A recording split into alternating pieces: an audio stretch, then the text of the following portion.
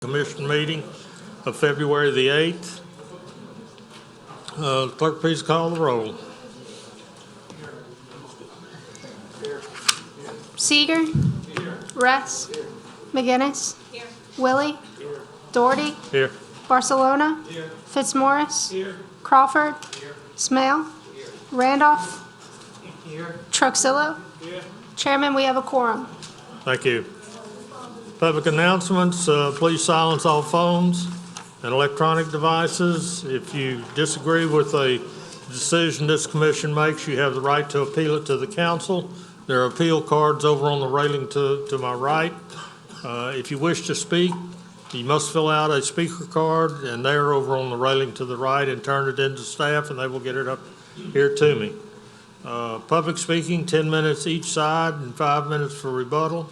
After your case is heard, we ask that you exit the building. Please rise for the invocation by Commissioner Randolph and the pledge by Commissioner Willie. Gracious Father, once again, you have blessed us with your grace and mercy this entire day. We thank you for the beautiful weather that you've granted unto us.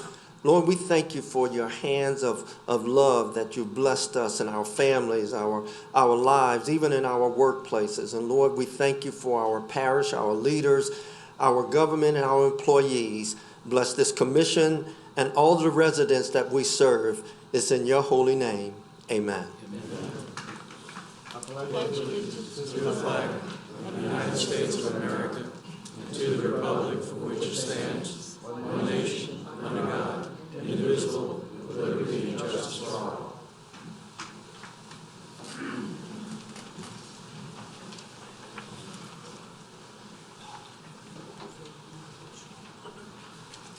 Commissioners, in your packet, you had the minutes from the January 11th meeting.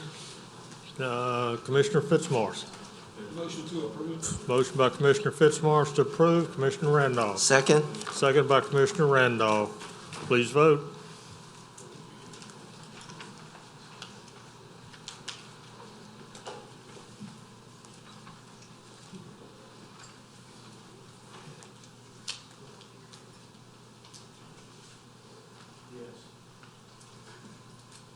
It showed up. The motion to approve has been passed. Thank you.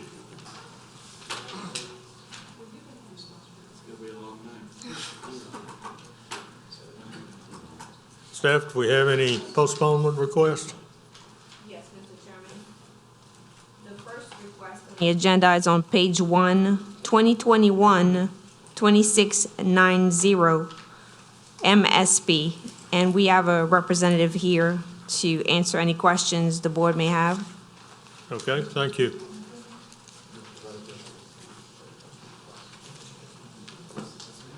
Who's here to speak on this case? You want to read it first, or Pardon? do you want to read it first? Yeah, I'll go ahead and read it into the record. It's case 2021-2690-MSP, a minor subdivision of parcels A1 and A4 into parcels A4A, A1A, A1B, A1C, A1D. Owner and representative is JDM Development, LLC, David R. Harvey Sr. and Matthew James and Jessica Organ. Parish Council District Representative is Riker Toledano.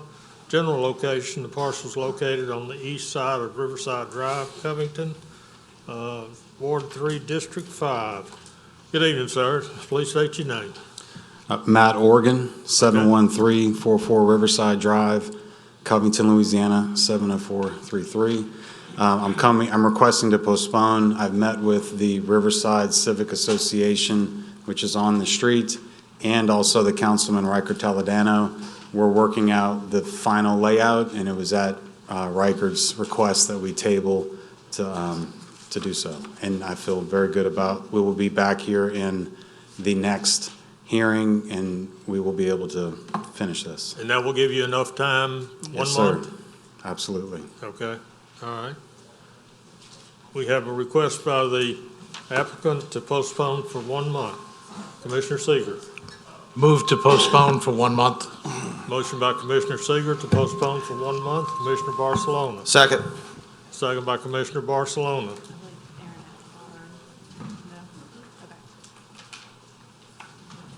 Okay, please vote.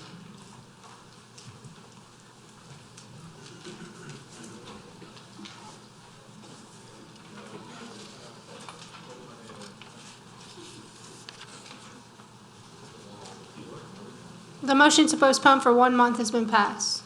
Thank you. The next request is on page 4, number 14, 2021-2568 PP. And we have Mr. Jeff Shane here representing the case.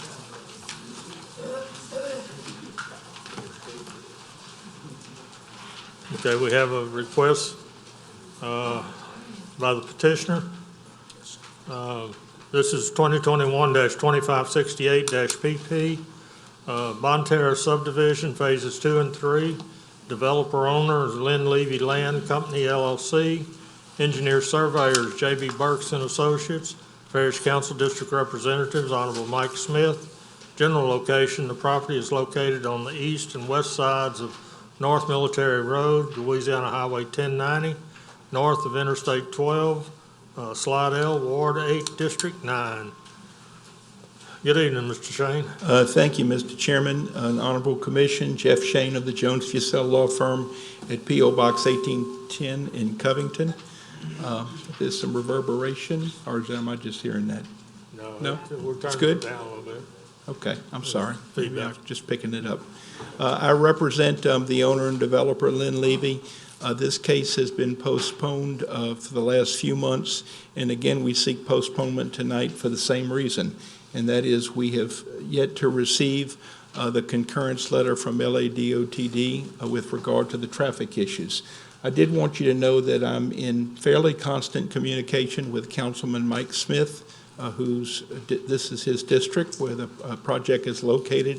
He's aware of the situation and why we have been unable to proceed. In fact, we talked as late as yesterday, and he has consistently asked that this matter be postponed until we have information from DOTD. He's also told me that to the extent that he could, he would try to make sure his constituents knew and understood that we would be seeking postponement this evening. Last but not least, why is it taking so long? We don't believe it's because of a problem with regard to the data that we've submitted. Last week, it was reported to us by Mr. Sharp, is it Larry Sharp at Highways? They had no engineers in the office last week due to COVID. Either the engineers themselves were suffering from COVID or they had COVID sickness in their family and had to be away. So there was literally no work product that moved through that office last week. I guess we need to pray for them, but we also need to understand that that's why I suspect this won't only impact this project, but it's likely to impact others that need State Highway Department review. So we look forward to coming back in March, hopefully with a concurrence letter and proceeding with preliminary subdivision at that time. Okay, thank you, Mr. Shane. We do have a number of people that have turned in speaker cards. You've heard the reason that we're postponing it is that we don't have all the information that's needed from the Louisiana Department of Transportation. I don't think it would be productive to even have folks come up and speak on this particular case because it is going to be postponed. From the commissioners, do I have a motion to postpone? Commissioner Seeger. Mr. Shane, are you asking for a 1 month postponement? Yes. I move to postpone for 1 month. Thank you. Commissioner Willie. Second by Commissioner Willie. Please vote.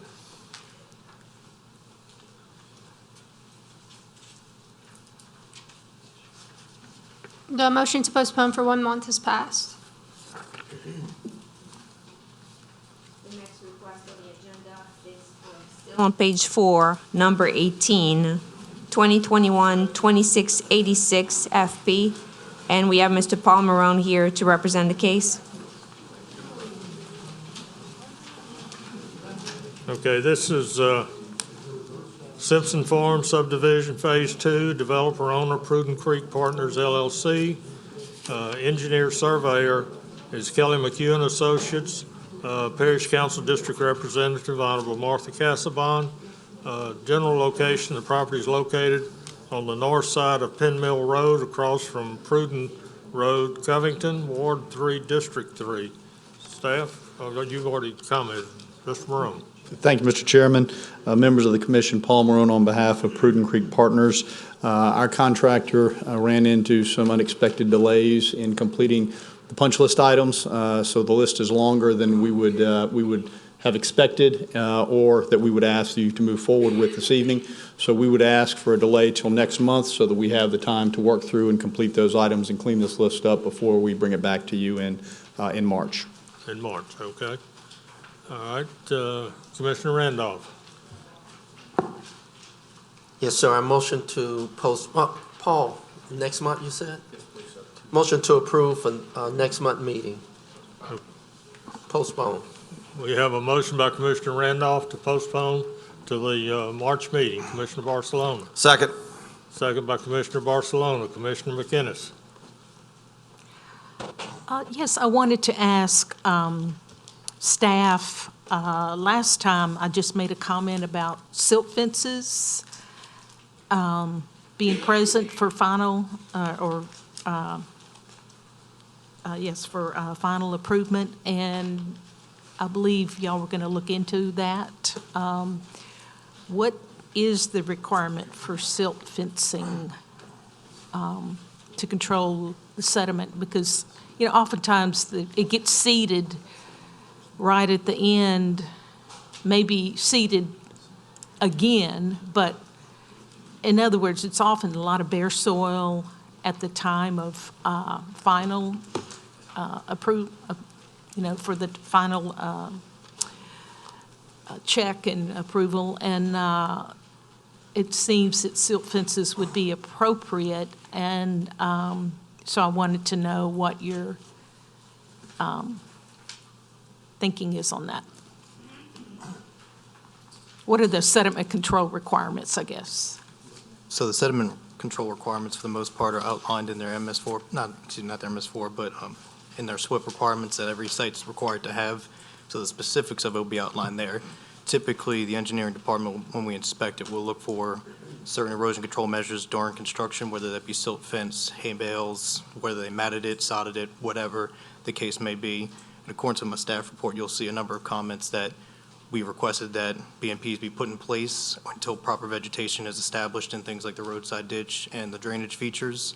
And when I was out there on my inspection, which was the 28th, if I'm not mistaken, yes, ma'am, it was January 28th I did my inspection. I did note to Mr. Paul Marone's extent that they were reworking some of it. They actually had just cleaned out all the ditches. They had finished doing all that, but it was not all done, and there was no vegetation established, which is why those comments are back on there. At that time, I did not see any of the silt fences that are typically required, but there was some sections where hay bales were utilized, especially in lieu of, and near the driveway culverts and cross culverts, as well as some matting around the pond. That being said, there was none on the lots themselves that had been graded, but that's why you'll see my comments are written to the extent that BMPs need to be put in place until appropriate vegetation has been established.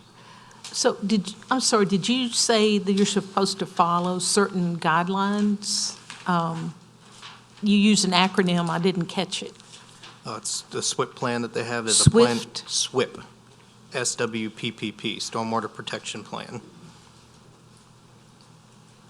And where can we find that? We have copies of those. If you want to, I can send you a copy of any one you want. And then there's also their ultimate SWIP plan that they get issued for the stormwater runoff by DEQ. And we usually either get the entire copy of that or the DEQ discharge number for the stormwater runoff that can also be references that's on file with the state. You can also ask for that number. We are happy to provide you with that as well. Oh, the SWIFT plan is submitted by the developer. Yes, ma'am. It's the But- developer's responsibility. Yes, ma'am. Are there certain DEQ, there's stormwater protocol, right? Yes, ma'am. That falls in line with their SWIP plan and their DEQ stormwater discharge number that's issued by the state. Yes, ma'am. Okay, I'll ask you about all this. Yeah. Feel free to give me a call. I can let you know the numbers that you're looking for and who to contact to get those. Okay, And I just want to throw in, this is for the commission and general public that are here for this. Department of Environmental Quality has electronic document management system, EDMS is what they call it. So anything that's permitted through EQ, it's a searchable database. You can pull it up and see what documents are on file. They're pretty good at scanning everything in so that you can pull that up for anything that's required for DEQ permitting. It's on their website. okay, well, I went by there today, and I will say, I went by there a month ago when it was on our agenda, and there's quite a bit of erosion that's happened in the month because we've had a lot of rain finally. And I did notice the hay bales, that was new, but you know, hay bales only do so much. Yeah, there's a number of differences between my first inspection and and then my inspection on January 28th. Hay bales being one of them, the riprap added to and from the pond outfalls being the second. And if you looked in the backside of the pond, there was some matting that was placed out there. However, it did not address all those comments, which is why you see some of the repeat comments from the previous month's staff report reiterated back in this month's, tonight's staff report. And a lot of those do have to relate to establishing vegetation and installing BMPs until it's established. Okay. Yes, ma'am. I know you're dying to say something, Paul, so what you got? I was just going to say that, that after last month's meeting and the comments that you made and the requests that you made, that I did go back and conveyed those, as I said I would, to my client and to the contractor. He's aware of that. He should have been correcting some of those. Mr. McHugh told me that he was out there as recently, I think, as yesterday, and that most of the, if not all of the silt fencing was in place in the hay bales and some of the other matters. So we are cued into your comments, and we'll continue to endeavor to make sure that we do our very best to control the runoff.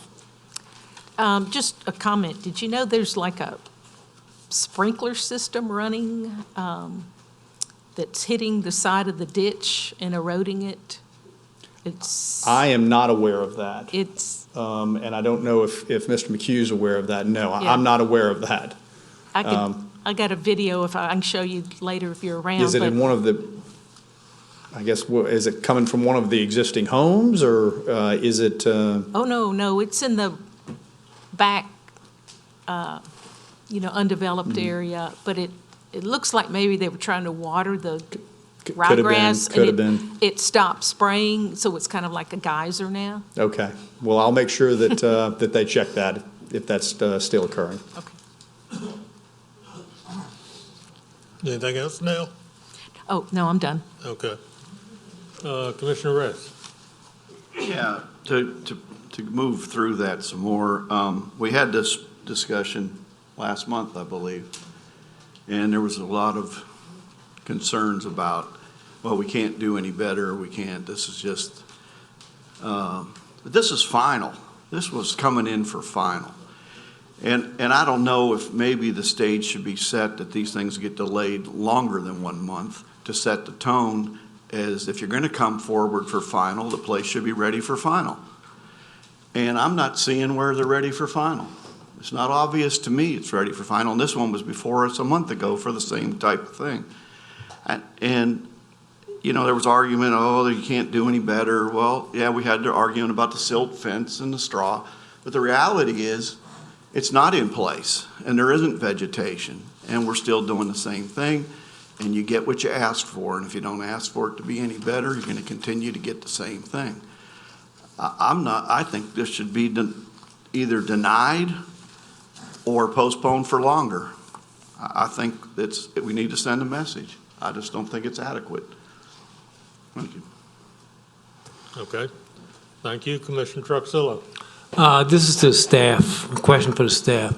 I understand that the SWIFT plan is on the developer's duties, but there's a guideline they got to follow, correct? And who puts that guideline out?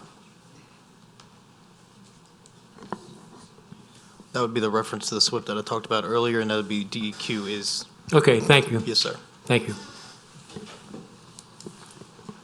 Okay. Commissioner McInnes? I'm just wondering if, is DEQ, do they approve they don't come look at the final? Their role is at the early beginning of the project? Because I was just wondering if we could make final dependent on DEQ inspection, but if they don't do it, I guess we can't do that.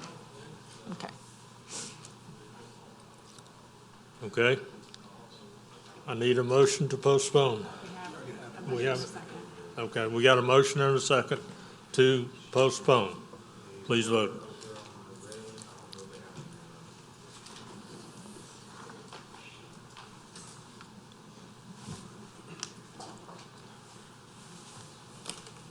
The motion to postpone for 1 month has passed. Ken, did you want to vote? No, I didn't want to vote. Okay. So we have, okay. All right, so let's postpone. Helen? Mr. Chairman, would like to request to pull up on the agenda the text change, item number 6.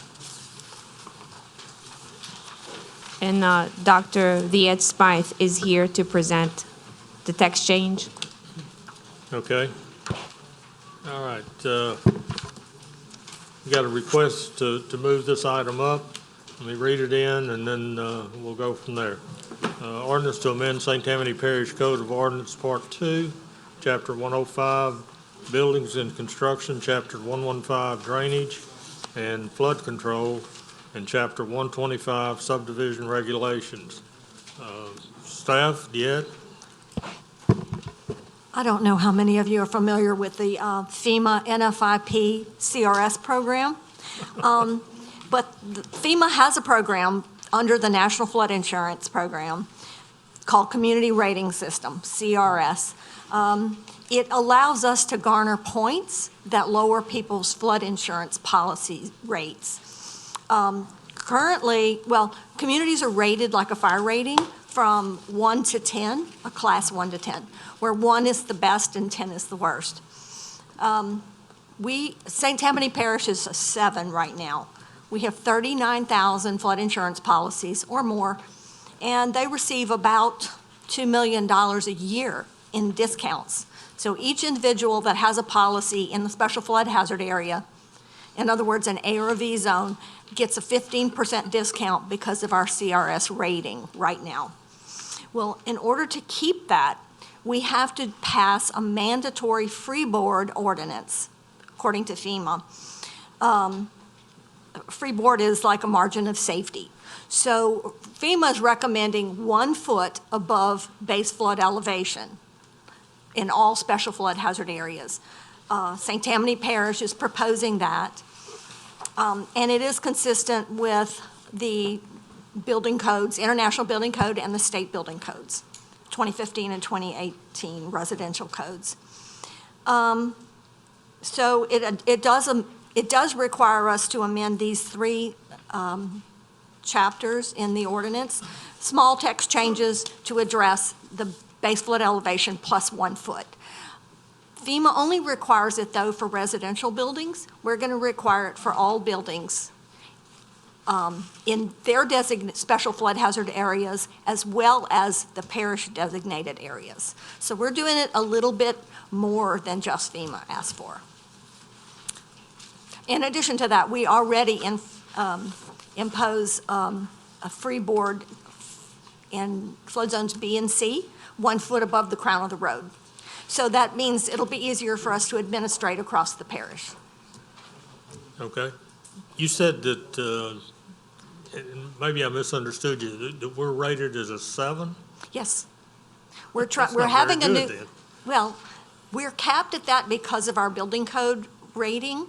We're working on upgrading that so that we can take the cap off and at least get a 6. We have another audit this summer in June. Okay, so every 6 months or so they come and? No, they come every 3 years. Yeah. So if we're stuck at a 6 or Well, a 6 7? is actually pretty good. That's a 20% discount. Okay. The highest they'll allow is 45%, and there's only one in the entire nation, and that's in California. What can be done as far as the parish to bring the ratings down?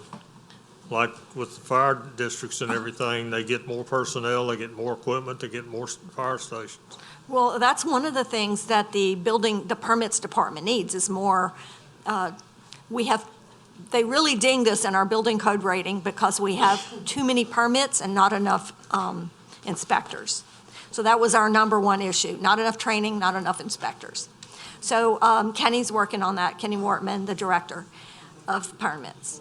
Once that cap's removed, we are working heavily on getting our CRS rating down to a 6 to get enough points, and possibly beyond that, hopefully a 5.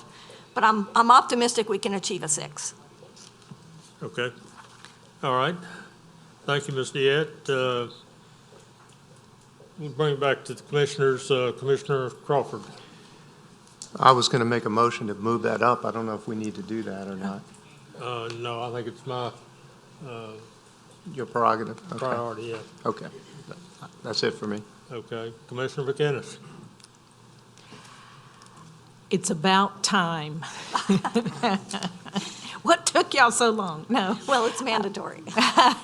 But we are pushing the envelope. It's not just the special flood hazard areas. It's also our critical drainage areas.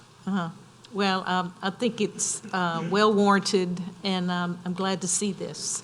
But I do have some concern, and I don't want to put you on the spot yet, but I'm gonna.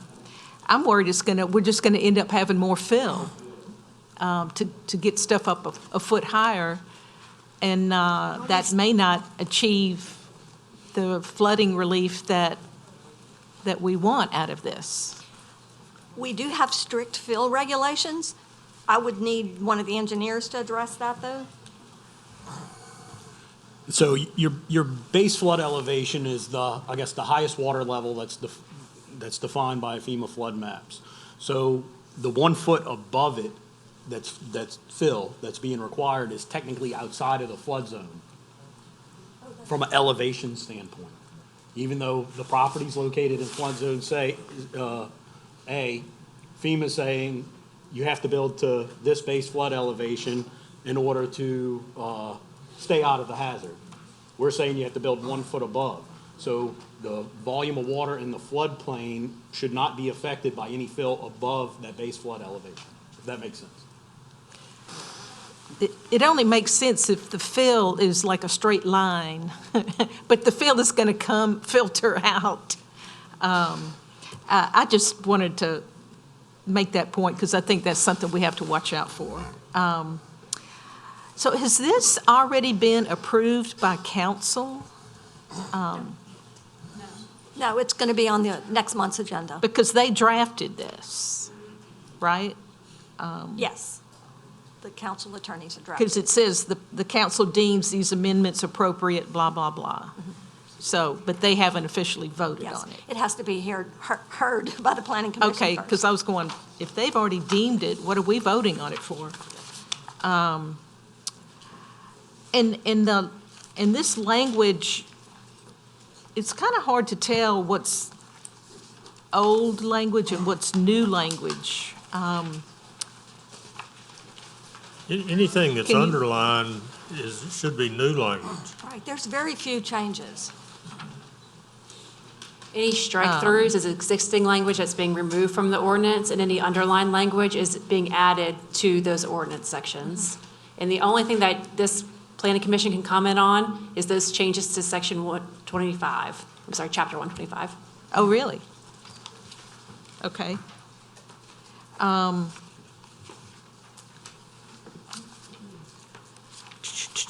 So I guess any variances to the language, do we vote on it, or that's the Board of Adjustments? It's the Board of Adjustments that For any does variance? votes on variances. Okay. Well, I'm glad to see some references to construction changes too. That's really good.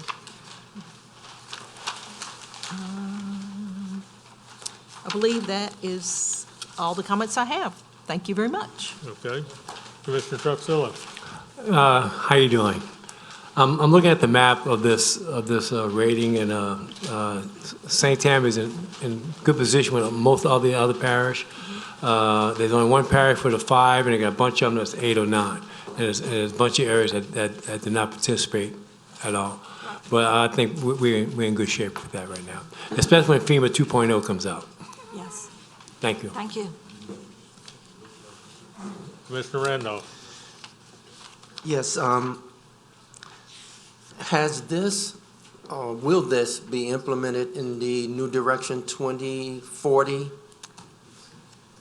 No, this is part of the code rewrite, Just a code rewrite? and it'll be effective April 15th if the council approves it, and if Okay. you approve it. Okay. Do you need a motion? Yeah. A motion to approve the amendments to Chapter 125 Subdivision Regulation Ordinance. Okay. We have a motion by Commissioner Randolph to approve the changes in Chapter 125 regulations. Commissioner Smale. Yes, did you say that FEMA is requiring businesses and commercial buildings to be built? No, only residential, But the parish is but going the to require parish is it? going to require above and beyond that, yes. Okay, why does the parish feel like that's important to go up above and beyond what FEMA is requiring? For one thing, it makes it easier to implement, and for another thing, it improves the resiliency of any construction. You know, we're seeing more and more 500-year storm events. We've had, what, 3 in 4 years? So it's not enough just to say base flood elevation now. That's 100 years. But FEMA's not requiring it, but we are going to require it. Correct. And again, this is outside of the scope of Chapter 125 and what the Planning Commission can recommend to the council. Just want to make that clear. Out of the scope. Anything else? That's all I have. Thank you. Commissioner McInnes. I wanted to second the, Okay. Second by Commissioner McInnes. Any further discussion? Please vote.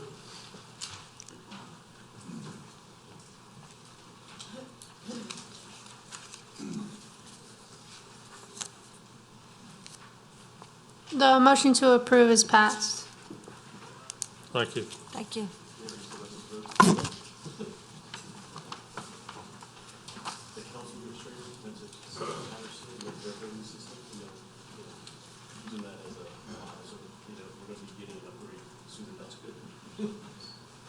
Helen, anything else? No, sir, we can get back to the top of the agenda. Pardon? We can get back to the top of the agenda.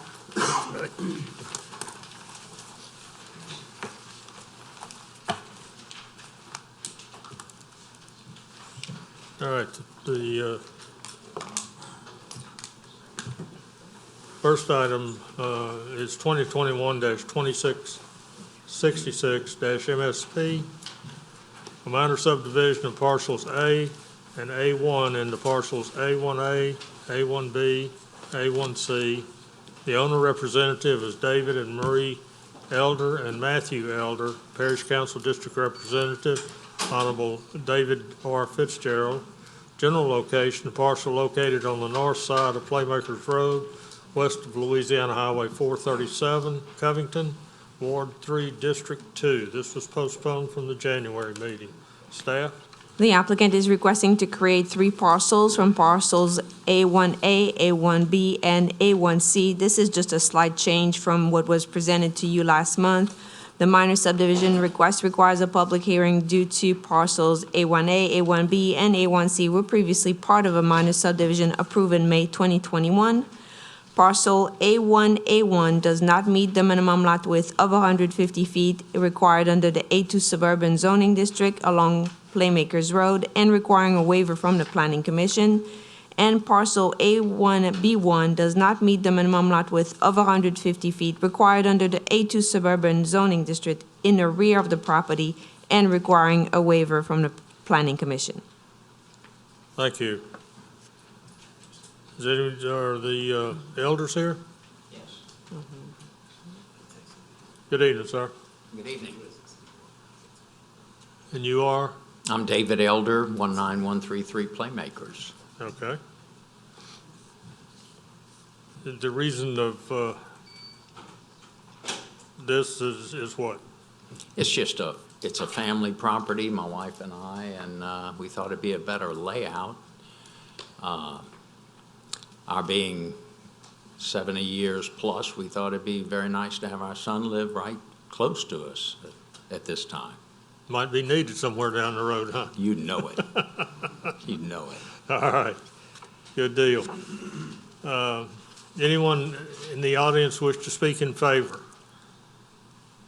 Anyone wish to speak against? I'm going to close it to the public and bring it back to the commission. Commissioner Willie. Yes, Mr. Chairman. Yes, this is A2 zoning, and the smallest lot he's offering here is over 3.5 acres, and I don't have a problem with this. I move for approval. Motion by Commissioner Willie. With the waivers, To approve with waivers. Yep. Commissioner McInnes. I'll second that, but I will add a comment. I sure hope you guys, I've never seen so many old-growth, long-leaf pines as down Playmakers Road. Beautiful. It must be 300-year-old trees. They are. They are Long just fabulous. It is, and we love the woods so much. I hope you guys will save a few of those old guys out there, guys and gals. I assure you. Okay. And I hope you enjoy Playmakers being right there within walking distance. Oh, absolutely. It makes it real convenient. It's a real special road there, really is. nice area. All right. Thank you. Thank you. All right. We have a motion and a second. Please vote.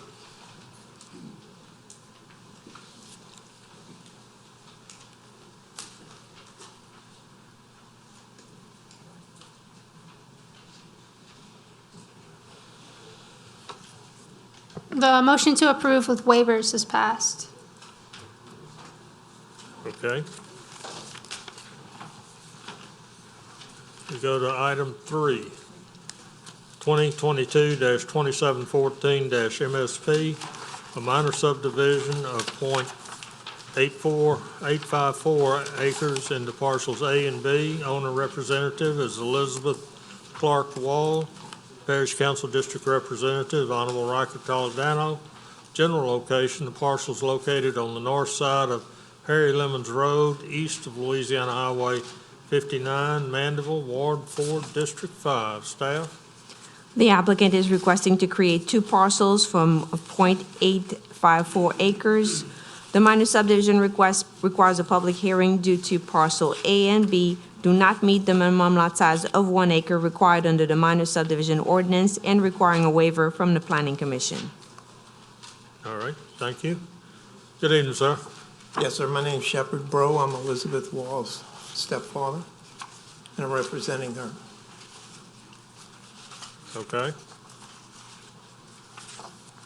Is this family property as well, or? We just purchased the property just about a year ago. We decided to get that and stay close to our son, who's pretty ill right now. And we wanted to divide it so we could put a small house on it on one side. Okay, all right, thank you. Anyone in the audience wish to speak in favor on this? Anyone wish to speak against? I'll close it to the public and bring it back to the commission. Commissioner Barcelona. Make a motion to approve. Motion by Commissioner Barcelona to approve. Commissioner Willie. Second. Second by Commissioner Willie. Any further discussion? Please vote.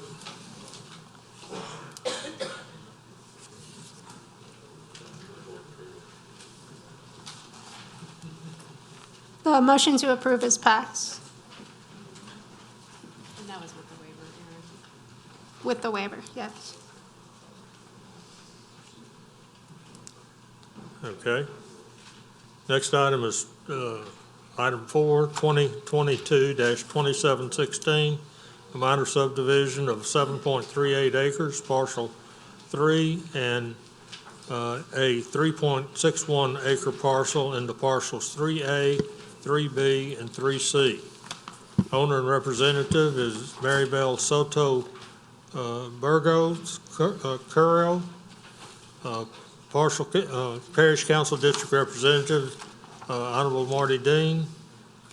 General location, parcel located on the east side of Louisiana Highway 1077, north of Dummy Line Road, Madisonville, Ward 1, District 1. Staff? The applicant is requesting to create 3 parcels from 7.38 acres and 3.61 acres. The minor subdivision request requires a public hearing due to parcels 3A and 3B are proposed to be developed as flag lots and requiring a waiver from the Planning Commission since the parcels are located south of the urban growth boundary line. And also the proposed name of the 30.3-foot wide access to be named Maribel Lane requires approval from the Planning Commission, and the proposed name of the 44.05-foot wide access shown on the survey and proposed to be named Curl Lane has been submitted both to the St. Tammany Parish Communication District and approved. The request is subject to the above comments and also the approval of the access road to add the names of the road and also to install the sign to identify the roads. Okay. Good evening, sir. Good evening, Mr. Chairman and committee members. My name is Charlton Ogden, here on behalf of my client, Maribel Curro. First, I want to say this. I want to give my sincere gratitude to Ms. Helen for helping me through this process. I've been practicing law for 41 years, and I've never done this before. And so, I understand. but she's been a big help. And also, the reason for this is part of an estate plan for my client. She has 3 descendants. She owns these 2 lots, and she's trying to subdivide them into 3 lots so that she can have, the estate plan for her 3 children. So that's the purpose behind it.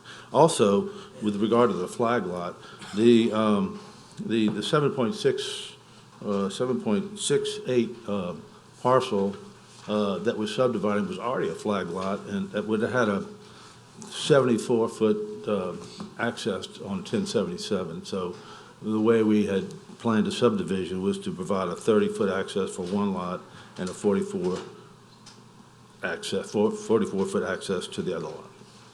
Okay. All right. Thank you. Let's see if anyone else wishes to speak in favor. Anyone wish to speak against?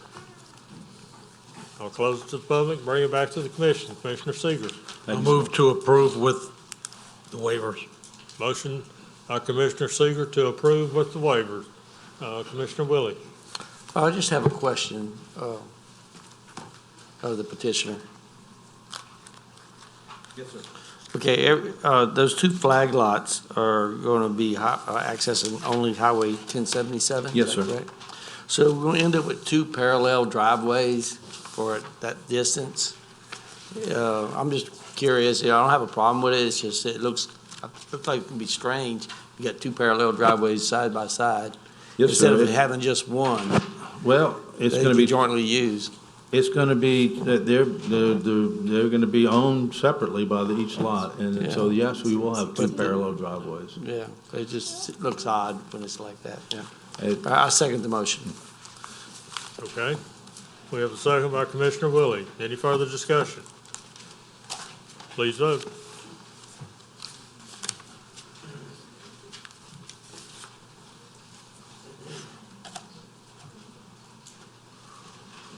The motion to approve with waivers is passed. Okay. Item 5, it's 2022-2722-MSP, a minor subdivision of 22.437 acres into parcels A and B. Owner and representative, Carrie A. Pugh. Parish Council District Representative, Honorable Cheryl Tanner. General location, the parcel is located at the end of Katy Lane, north and west of Box Baxter Road, Bush, Louisiana, Ward 5, District 6. Staff? The applicant is requesting to create 2 parcels from 22.437 acres. The minor subdivision request requires a public hearing due to parcel A does not meet the minimum lot width of 300 feet required under the A1 suburban zoning district and requiring a waiver from the planning commission. Parcel B does not meet the minimum lot size or the minimum lot width, of the 300-foot required under the A1 suburban district and requiring a waiver from the planning commission. So the request shall be subject to the two requested waivers and also add item number 1. Okay, thank you. Good evening, sir. Your name? Good evening. I'm Kerry Puick, and I live at 81160 Katy Lane, Okay. and this is family land, This is what? family property. Okay. I just All right. wanted to take the 20-some acres, etch out that 10 acres and for a potential sale. Okay. All right. Anyone else in the audience wish to speak in favor? Anyone wish to speak against? We'll close it to the public and bring it back to the commission. Commissioner Willie. Good question of the petitioner. Is Katy Lane or Bob Baxter Road be the primary ingress and egress? Katy Lane. Katy Lane, And it's okay. Bob Baxter, B-O-B. Okay, so I know that's a 60-foot right-of-way, so Katy Lane would be the primary? Yeah, Katy Lane would be the primary. Okay, I move for approval. Motion by Commissioner Willie to approve with the waiver. Waivers, right, correct. I'm I had to sorry. look. I know, some of them have it, some of them don't. Commissioner Seeger. The first thing I wanted to do, as the gentleman mentioned, there is no such thing as Box Baxter Road. There's a typo there. It is Bob Baxter. And I will second Commissioner Willie's motion. Okay, we have a motion and a second by Commissioner Seeger. Any further discussion? Please vote.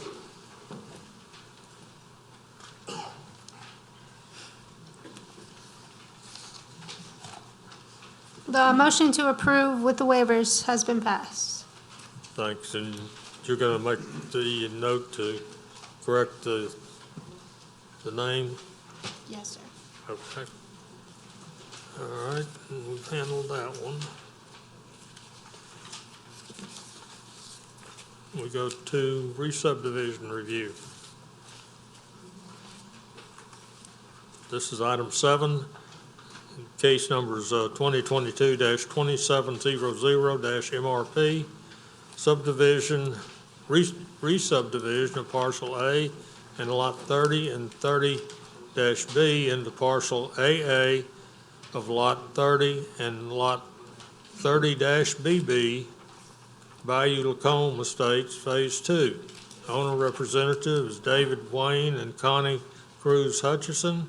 Surveyor is Kelly J. McHugh and Associates. Parish Council District Representative, Honorable James Davis.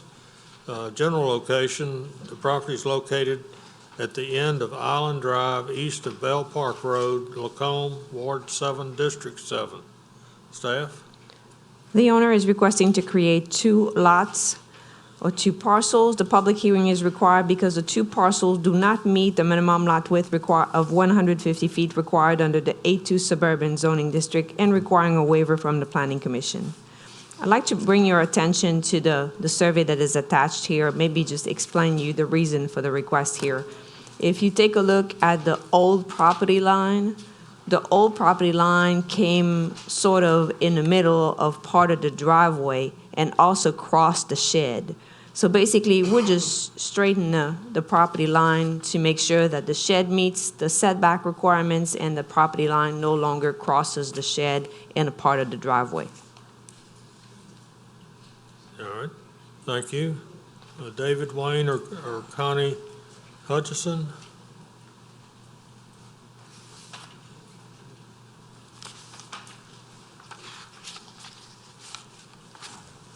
Good evening. Good evening. We are obviously dealing with 2 pieces of property here, and previous owner and our neighbors who were unaware of some things that should happen.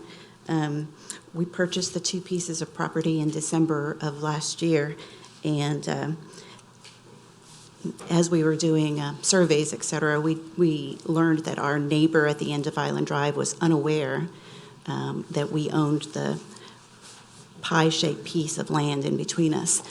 which has our shed and a fence. They were unaware, however, their purchase agreement has a section that says less and accept of that particular portion. Now, when they purchased their property in 13, they did not get a survey, so they did not have a visual diagram of the land. But again, their purchase agreement specifically leaves out that piece of property that is the pie-shaped piece on your diagrams. So they were never owners of that piece of property from 13 until our purchase in 21. Okay. Yes, sir, you have any comments? Yeah, my name is David Hutchinson, and I concur with what Ms. Lambert and my wife Connie said. Basically, this little sliver of land is like 0.04, so 4/100ths of an acre, and we're just trying to replot them into one piece. We already own both of these pieces. No ownership is changing hands here, and the people we bought our larger lot, which has our home on it, have owned it since 2008, and we're just trying to complete the resub. Okay. Thank you. Anyone else wish to speak in favor? We do have a card here on a person who doesn't wish to speak but is against.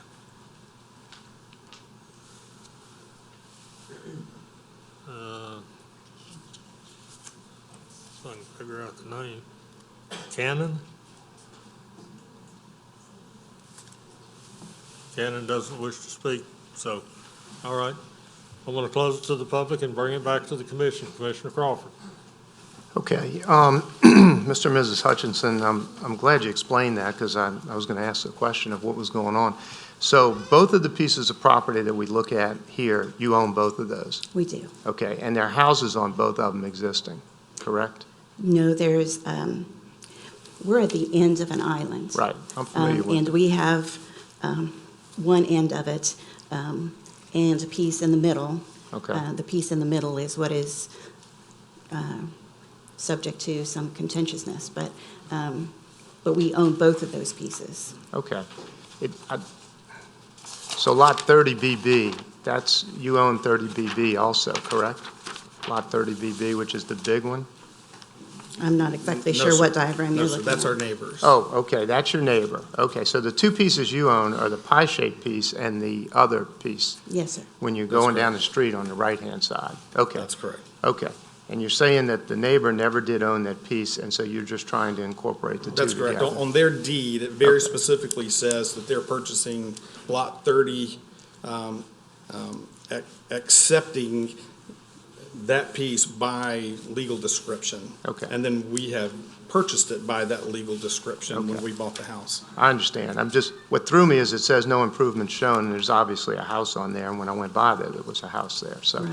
Okay, I understand what you're doing, and for my fellow commissioners, I understand exactly what they're doing. This is in Lacombe, and I'll make a motion to approve because it seems appropriate to me. Motion by Commissioner Crawford to approve. Commissioner Randolph. And I'll second. Second by Commissioner Randolph. Commissioner Willie. A question of staff. This is a re-subdivision, and is there a need to change the zoning since it don't meet the A2 requirements? No, they're just trying to resolve this issue here, so. Okay, I understand Yeah. that, but, just to get it into compliance at that time, so, okay, thank you. Okay, we have a motion and a second. Any further discussion? Yes, Can we add waiver to that? Yes. With the waiver? yes. Okay, we have a motion and a second with waiver. Yes, sir. Okay, please vote.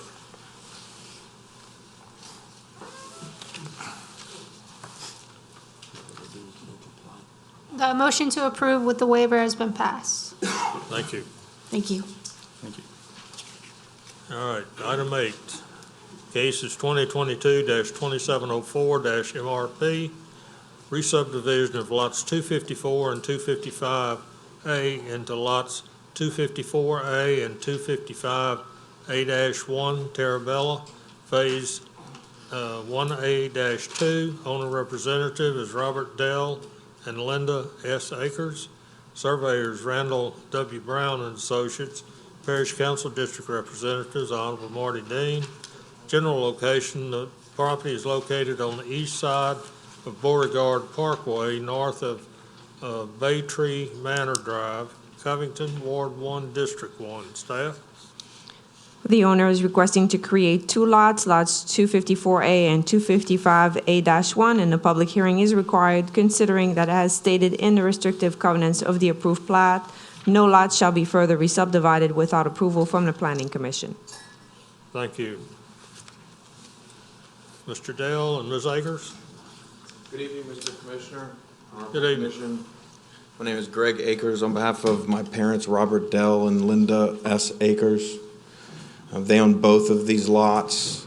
They have a fence that was intended to be built on the property line between the two of them. I think what must have happened was when a string line was laid, it was started at the front on the street in the correct spot, but at the back of the lots where the fence terminated, instead of being on the property line, it was 24 inches away from the lot where their house is. So they have a carport garage type of thing in that corner with a generator on the outside of it. And when they discovered this, if they have to move the fence, there won't be an ability to access their generator where it's installed. So they're just requesting a re-subdivision of the lot. When they identified the fact that they needed to do that, they first consulted with the Terabella Group, who originally developed the subdivision. I believe they've ensured that all the setbacks and everything will still be able to be done with the undeveloped lot if and whenever something gets built on it. Okay, and Terabella is aware of this? Yes. Okay, all right. Thank you. Anyone else in the audience wish to speak in favor? Anyone wish to speak against? I'll close it to the public and bring it back to the commission. Commissioner Truxillo. I make a motion to approve. Motion by Commissioner Truxillo to approve. Commissioner Willie. So I'm going to second the motion, but I have a comment to the petitioner. All right, so you're just changing the lot lines, 2 foot on one end and hardly anything on the other end just for the fence, basically? The point of the property line in the front is going to stay at the same point. The point in the rear is going to move 24 inches over. So it's not, geometrically, every piece of the line except the front point so moves changing a property little lines bit. like this, Tapers, average, about like this. Pardon me? The average change is this. Yeah, the average change would be, I guess, 12 inches. Okay, I second the motion. Okay. All right, we have a motion and a second. Any further discussion? Please vote.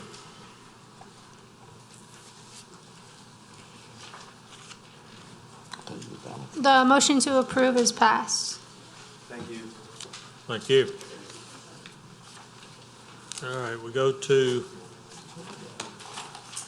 page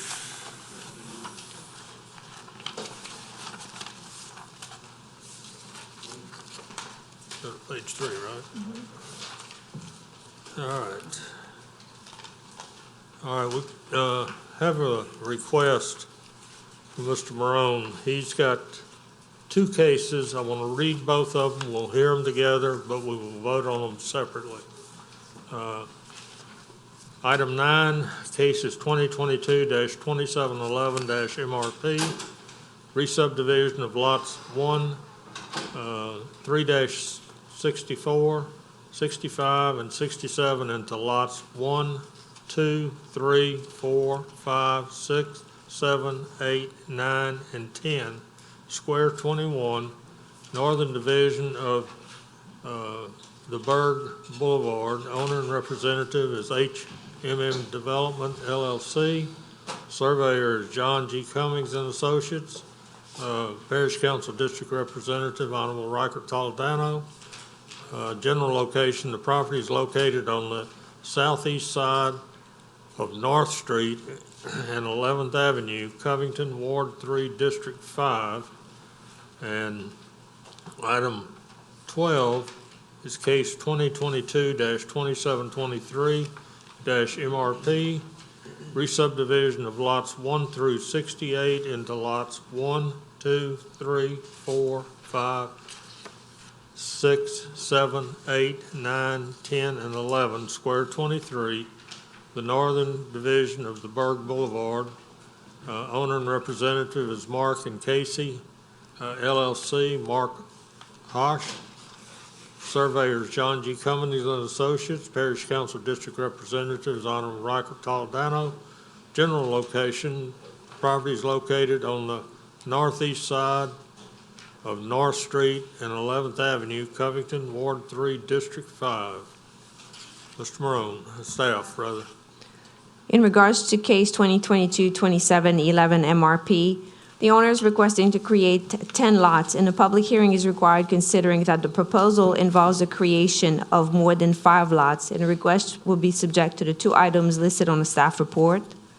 In regards to 2022-2723 MRP, the owner is requesting to create 11 lots, and a public hearing is also required because the proposal involves the creation of more than 5 lots, and the request will be subject to items 1 and 2. Thank you.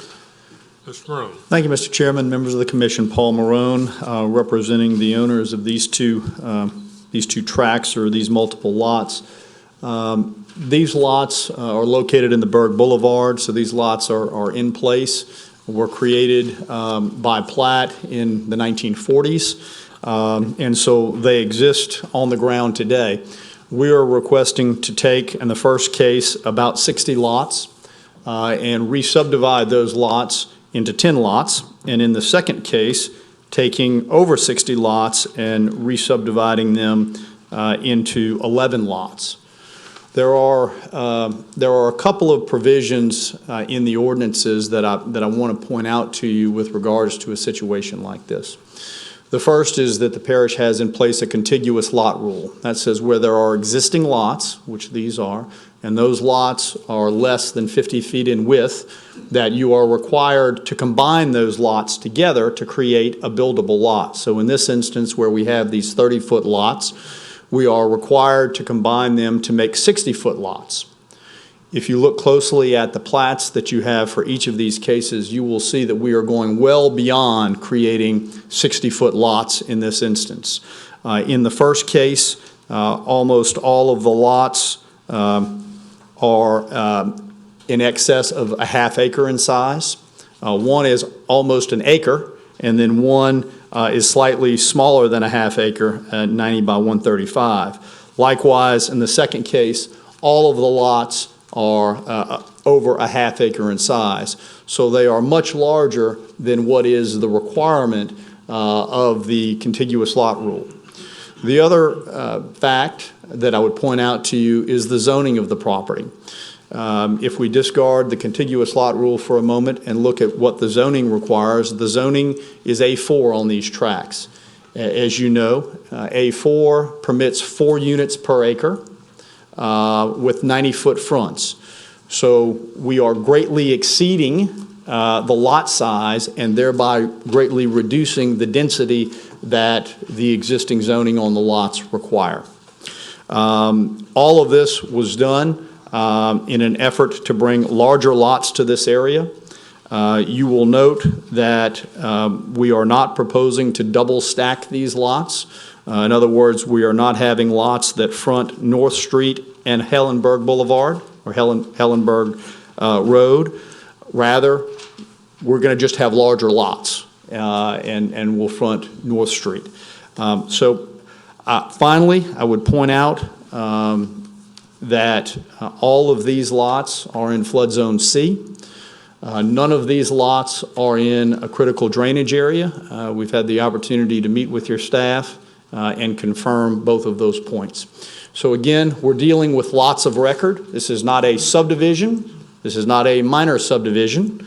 This is a re-subdivision. Lots exist. These are small lots. We're asking to combine them in excess of what is required by your contiguous lot rule and well in excess of what would be required under the existing zoning. So we'd respectfully request your approval of the re-subdivision as submitted. We will certainly comply with the staff comments and make the changes to the plat. Thank you for your time. Thank you, Mr. Morone. All right, we have a number of cards on both cases. Anyone in the audience wish to speak in favor on either case? All right, not seeing anyone, we'll go to those who wish to speak.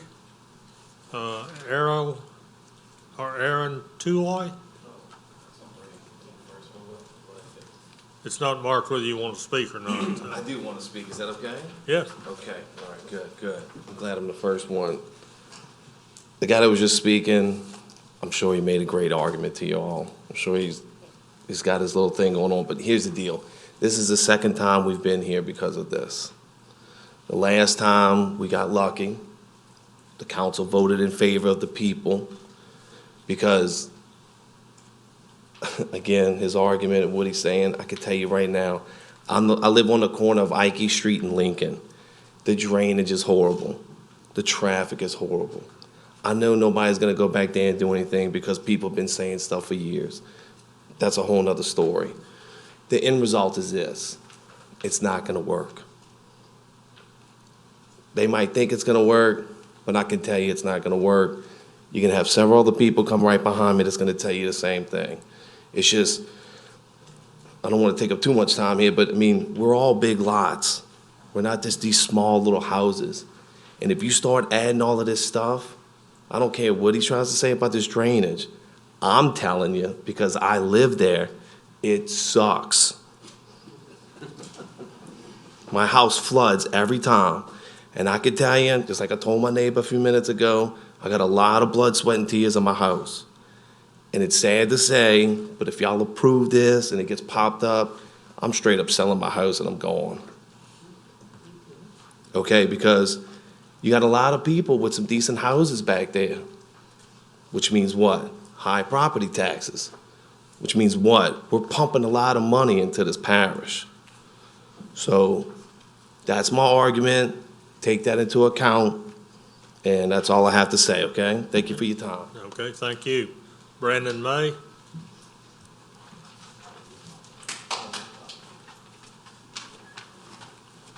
How's it going? I live right across the street from Aaron on Lincoln Street. I can show you all the pictures of the flooding that just happened a couple of days ago in this very area right in front of my home. Everything in this area is an acre or more. I don't know if any of you drove around here before that. We're already having traffic concerns, drainage concerns. A kid got hit a couple months ago, I believe, in the same area. Ever since Emerald Forest Extension got opened up, this turned into a highway. When it rains, it floods the whole street of Lincoln, all the way down, all the way on Ike Street. So flood zone C or not, the drainage is horrible, and it's a safety concern in general. I know there's many more people that want to speak. It's a horrible, you're talking about a half-acre lot. Everybody there is an acre or more. So if you drove through the area, half-acre lots and a set of tract homes down it doesn't really fit the atmosphere of the area and will ruin the sanctity of it. I'll let somebody else talk from there. Thank you. William Hare?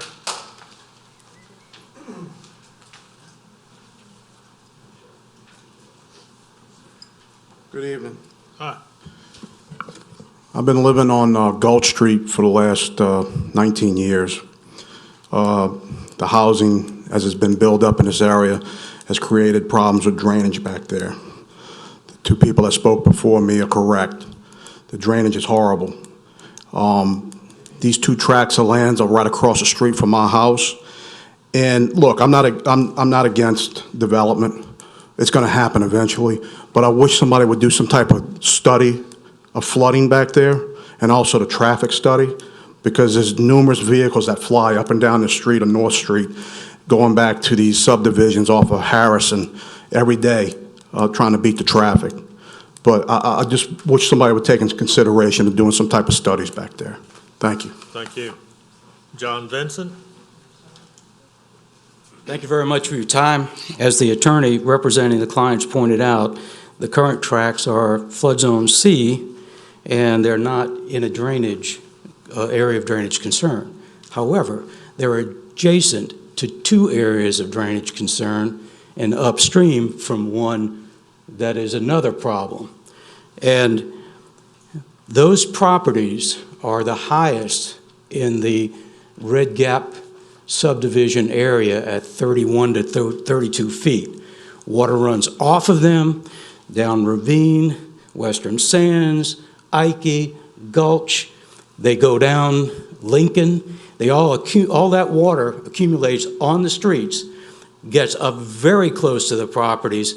I drove through the neighborhood, took pictures, talked to 88 neighbors in the area who feel the same way I do. Water almost went in the house on February 3rd.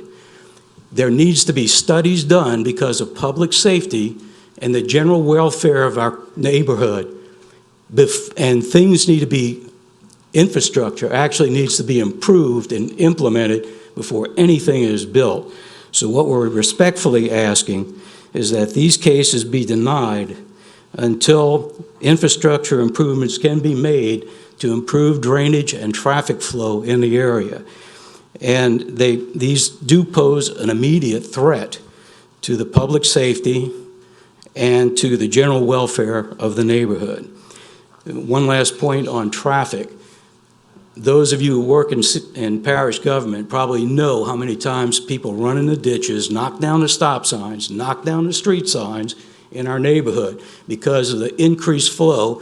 Thanks to the opening of Emerald Forest Parkway, we've become a major traffic zone. Every street flowing off of Seoul over to 59 has speeding problems. I can tell you that. Thank you so much for your time. Thank you.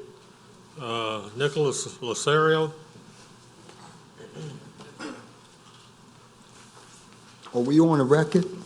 Yes. Okay. My name is Nicholas Lacicero.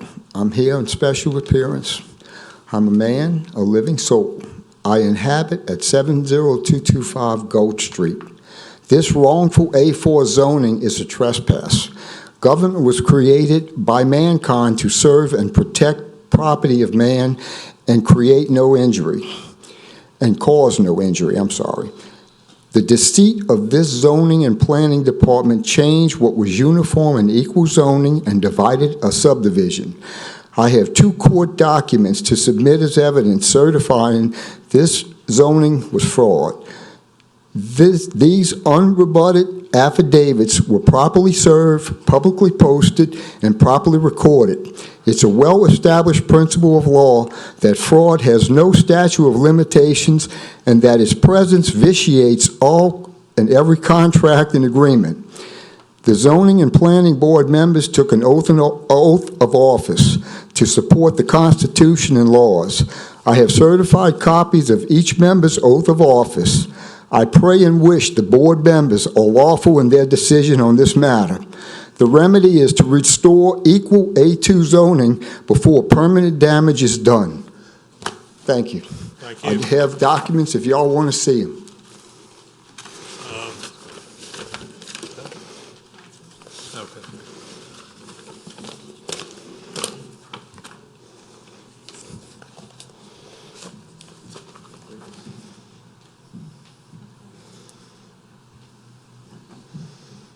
Okay, I have another card. I'm gonna go ahead and call other people up on the other case. Ken Perkins.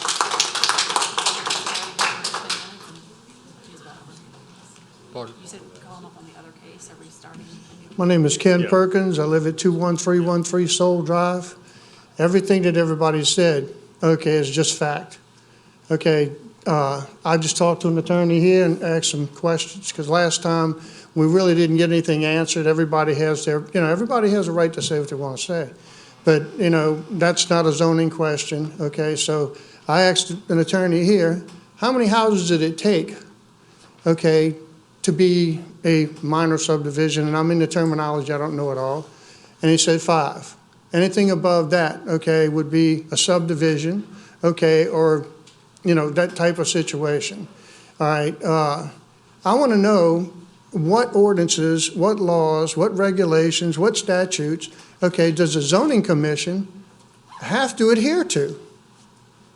I mean, if there's laws and stuff that state how many houses you can build, and the attorney last time said that each individual, home to be built on this property with all of these lots would be built individually, and they would be permitted individually. Okay, if I buy one, you buy one, we have to go through all of that, okay? Why would you take these lots that they so magnanimously, okay, gonna make so much bigger, and they're still half of, the smallest lot out there? They're not doing anybody any favors. That zoning was antique. I don't know how it got by, as long as it has, to stay like it is. It should have been changed, like you said, A2, and stayed that way. Our parish president, okay, brought up a memorandum, and I'm sure you people realize it, okay, to from now on to be an acre or more in St. Tammany Parish with these developments. Okay, it was the council that shut it down, okay, and they pushed it after March. Now, all of a sudden, all of these projects are coming up, okay, so they can help them get their little feet in there and get their money, or make the money at the behest of everybody there. If that's right, I don't know what right is. So, in my personal opinion, and I'm nobody, okay, but I've been there 30 years, and it's like he says, we got a racetrack, all right, and it floods all the time. And like he says, that's the highest point, and it stays wet. Y'all came through there, they built, on Soul Drive alone, they built 2 houses. It was mandatory for them to dig a retention pond, put in culverts across the road, all kind of stuff. On 6th Street that ties Soul to Hellenberg, they built 3 houses. Y'all dug a canal out of that property back there, so these places didn't flood. And it was able to actually put fill in it that would stay there, okay, to build a house on. All that was done. Now he's going to come in here and, like I said, magnanimously make these huge lots, all right, and not talk about doing anything, because now he's not doing a subdivision. He's not doing a project that would have to do a traffic study. He's not doing anything like that. But if they permit each one, make them come back each time. If that developer decides, wow, we ain't gonna make enough money on this, okay, and he decides to wait 6 years, and you've changed the zoning on all of it, then it's okay. He can do what the hell he wants.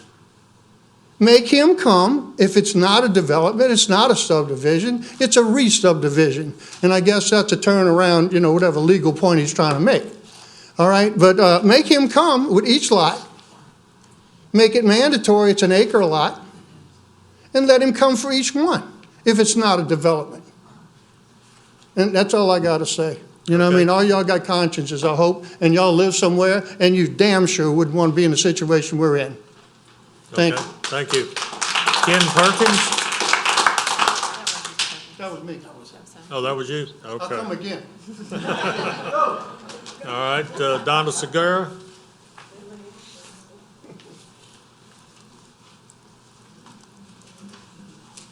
She does not wish to speak. Aaron? I already spoke. You've already spoke, okay. And I'm got the two cases, so Nicholas has already spoken. Gloria Myers? Have you spoken? I have not spoken, but You changed your mind, huh? I guess I can. Hi. I'm Gloria Myers, and we just moved on Ravine, 70374. I don't even know the address. We just moved there in October, and we moved here from Chalmette, which had a very small community, the neighborhoods. We couldn't even pull into our driveways because you had to ask people to move.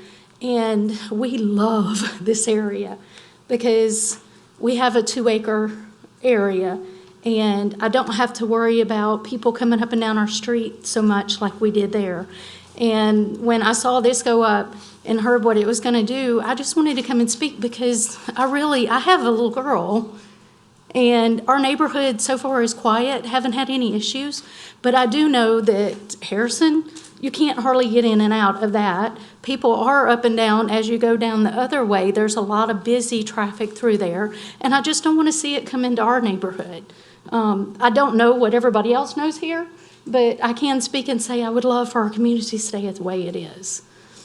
And that's basically all I have. Thank you for hearing me. Thank you. Jeff Myers? He doesn't want to speak. He's too shy. Okay.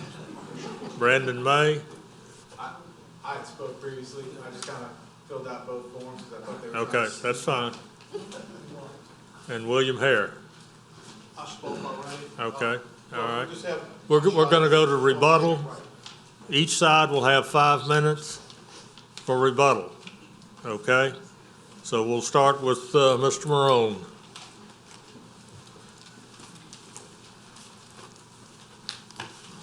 Thank you, Mr. Chairman. A few follow-up comments. First, there was talk about the zoning. We're not here about zoning. You're not sitting in your capacity as the zoning commission. We're not asking to change the zoning.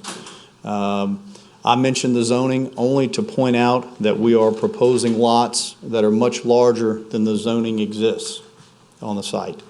And I think that's important. I mean, I'm happy if people want to ridicule me for saying that we're going to create larger lots, but I will tell you that it is probably not often that you have petitioners that come before you and propose lots that are twice as large as what the zoning allows.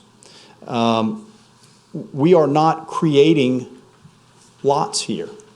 These lots exist. These 30 by 140 lots exist.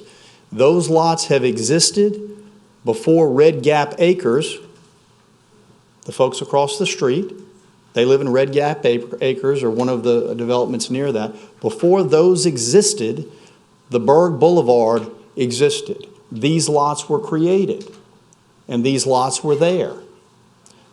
Those are the facts. Those are the facts. So we're not creating lots. We are taking lots that have existed from the 40s, and we are combining them. And we're combining them in a manner that is much better if you're concerned about traffic or you're concerned about drainage. Then I would suggest that what we are proposing is much better than what is allowed simply by the Contiguous Lot Rule. Again, we could take 2 lots, we could combine them, and if we do 5 at a time, we don't even come here. There is no hearing for that. So that's what the Contiguous Lot Rule says. All right? I'll go back to the zoning. We're not asking to change the zoning. We're asking to do something over and above what the zoning requires. With regards to the drainage, all I can tell you is that this parish has significant drainage requirements, limitations, and ordinances in place. Before any home is built on any of these parcels, whatever size they may be, they have to comply with whatever requirements are in place. And they will comply with whatever requirements are in place. This is not an inquiry about, in my view, respectfully, how many homes are permitted here. There are vastly more homes permitted here than we're proposing tonight. Vastly more. What we're asking to do is to be able to take these lots, which are 30 by 120, and create half-acre or larger sites out of them. I don't believe that's an unreasonable request. I don't believe that's an unreasonable request at all. This is the second time these properties have come up. I wasn't involved the first time, but the first time they came up, there were at least 30 or more lots with each case. So we're 10 lots and 11 lots. So we have greatly reduced the density that we're proposing out there with regards to these lots. This is a reasonable request. This is not only a reasonable request, and it not only meets your ordinances, it is much better than your ordinances require. It exceeds your ordinances in that respect by a mile. And so I simply urge you to recognize these lots exist. We're not creating them. And what we are proposing to do is in full compliance with all of the ordinances of St. Tammany Parish, but we've taken it a couple of steps further, and we're proposing bigger lots. And I urge you to grant the approval for these re-subdivisions as set forth on the plats before you. Thank you very much. Thank you, Mr. Morone. All right, those of you that spoke against, you have 5 minutes total for all of you that spoke.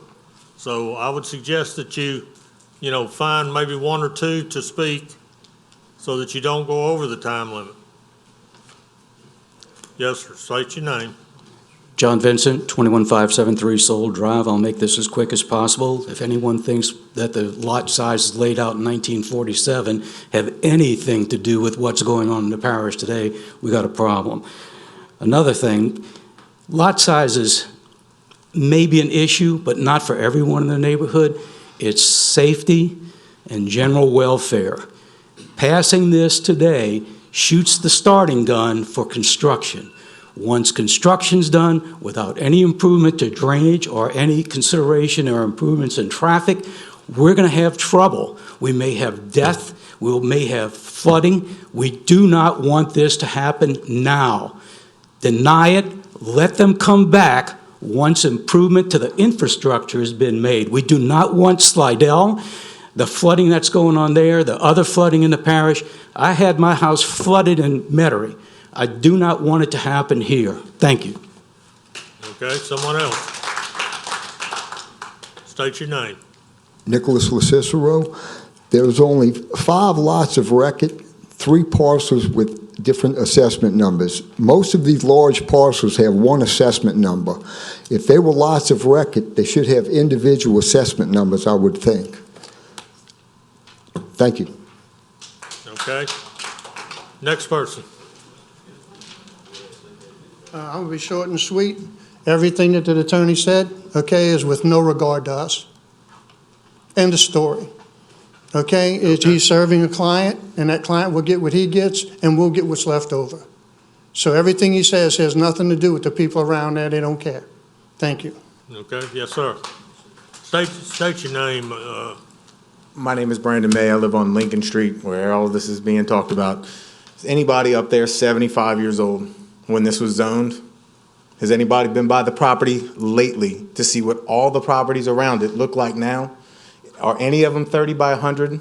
Are any of them 60 by 100 or 90 by 100? They're all acre or more lots. If you build this track right through here, like he said, construction starts, and then it's all one big section of Metairie, somebody I can reach out and touch their neighbor. That's not acceptable in this neighborhood and how it sits now.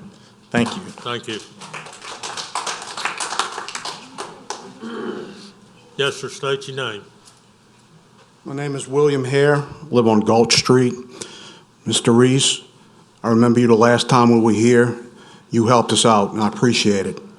We only got one shot at this. I want to make sure it's right, especially when my kids are going to be living there after I'm gone. I don't want the flooding, and I don't want the traffic. So let's make this right. Let's make the right decision on this, please. I really do appreciate it. Have a good night. Thank you.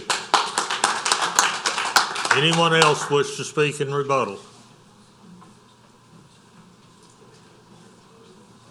Yes, sir. You got about a minute and a half. Yes, sir. My name is LaShawn Fredericks. I was born and raised on 21209 North Street with my great-grandmother. I've seen dirt roads. I have lived here my entire life. I'm on Gulch Street now. I'm at the end on 70478 Gulch Street. I have videos of the water doesn't even run in our ditch. It's running right behind our house. I'm at the end, close to Dog Pound Road, Harrison Avenue. The water is just flowing. I mean, it almost came in the garage. This past weekend, we only had 3 inches. I'm just speaking because I've seen it all. I've been here before a lot of people. I know I don't know. I'm just praying that y'all take this in consideration because I have 3 boys, and I've been on this street, and I've seen all this development. I've never seen this kind of water come in my life. Over this, I mean, the streets, Slimmer, Ike, 11th Street, everything, and all this new development that's wanting to be done. I have seen those woods. I saw them. I lived right across the street with my great-grandmother. It's been woods, yes. I understand they had development, maybe possibly one day. But if this happens, I tell you, it's going to flood all of us. We have homes that are $300,000, $280,000 homes on that street. I like for my kids to stay there. On Gulch Street, there was a child killed about 7 years ago. Because all the new development that's going on, it's happening, and I have kids. Thank you. Thank you. All right, time has expired. I'm going to bring it back, close it to the public and bring it back to the commission. Commissioner Willie. Yes, I have a couple questions of staff.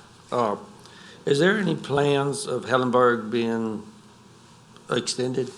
Is there any plans in the works of anything like that? One of the proposed routes for Emerald Forest Boulevard extension goes in that right-of-way. That's Hellenberg Road on open right-of-way. Okay, because that's on the south side or southeast side of those lots. Yes. And how far away is the construction of Hellenberg, this constructed part of Hellenberg Well, we got from to there? DOTD to approve our traffic study. So we're looking at a time frame of? So we haven't don't even know. started full design or So preliminary design. that could be of it. years away. Yes. All right. And because this is a re-subdivision of lots, no drainage plans are required, right?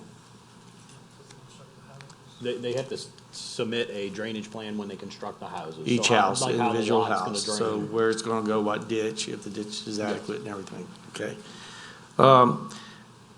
When it comes to, I know we got like over 60-some lots, under the meet parish code, what's the minimum number of lots they could combine to meet parish code? I know they're combining about 6 on each parcel for their presentation, but what's the minimum? Is it 2? 2 lots would have to be So they combined could to meet. So another developer, if it could pass, or would pass, they could combine 2 lots. That would be the minimum that would be required to build a Under our single-family law. residence. So he's combining, so the developer is combining 6. Okay, and I got a question of the petitioner. Paul?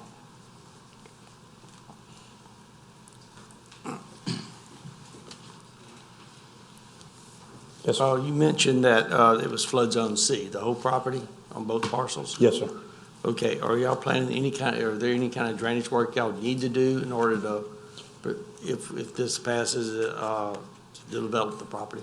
Well, as Parish Engineer mentioned, we haven't really gotten into the drainage. We wouldn't do that until home construction happened. So whatever is required at the time that the individual homes are put in, then we would certainly comply with that, would have to comply with that. But I mean, are there any roadside ditches or anything like that y'all need to address or anything? Not that we're aware of at this point. Okay.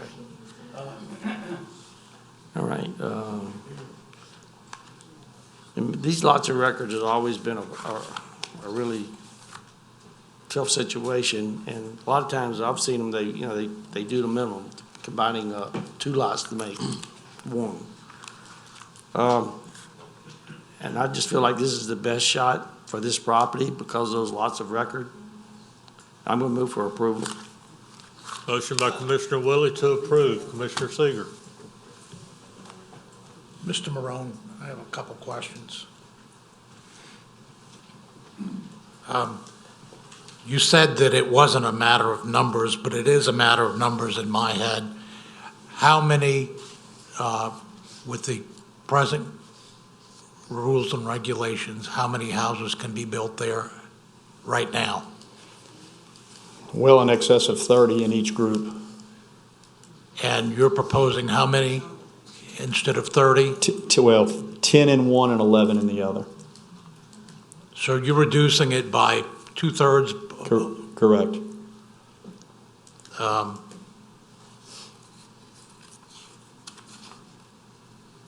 I'm going to second Commissioner Willie's motion. Talking about just the case, the first case, right? Right. Oh, excuse me. Regarding case 2022-2711 MRP. You're seconding? Number 9, which is 2022-2711 MRP. I don't Okay. think Commissioner Willies Bernie? was specific in his. Your motion was on 2711 MRP, right? Right. Okay, so we have a motion and a second. Now, on item 9, which is 2022-2711 MRP. Commissioner McInnes. Yes, I understand my commissioners, fellow commissioners, thinking this is an improvement over the proposal we had last time, and I have to agree from that standpoint. But all this talk about flooding is very concerning, and of course traffic. I wanted to ask some questions of staff. So Helen, what is the density? What would you consider the density as proposed? I'm not really sure, excuse me, but I'm not really sure how to answer your question. Is your question in regards to the number of lots it could create, or in regards to the zoning itself? The zoning. So the minimum under A2 suburban, the minimum lot size is 1 acre and minimum lot width of 150 feet. So I do not know exactly how many acres this totals altogether. I guess we can do a quick calculation. I was just curious if it's, really close to A4, but less, or I assume it's less, or you would have not put it before us. But I was curious if it's significantly less than A4, or right at it. Well, if you allow me just a few minutes, I can maybe try to give you an answer on that.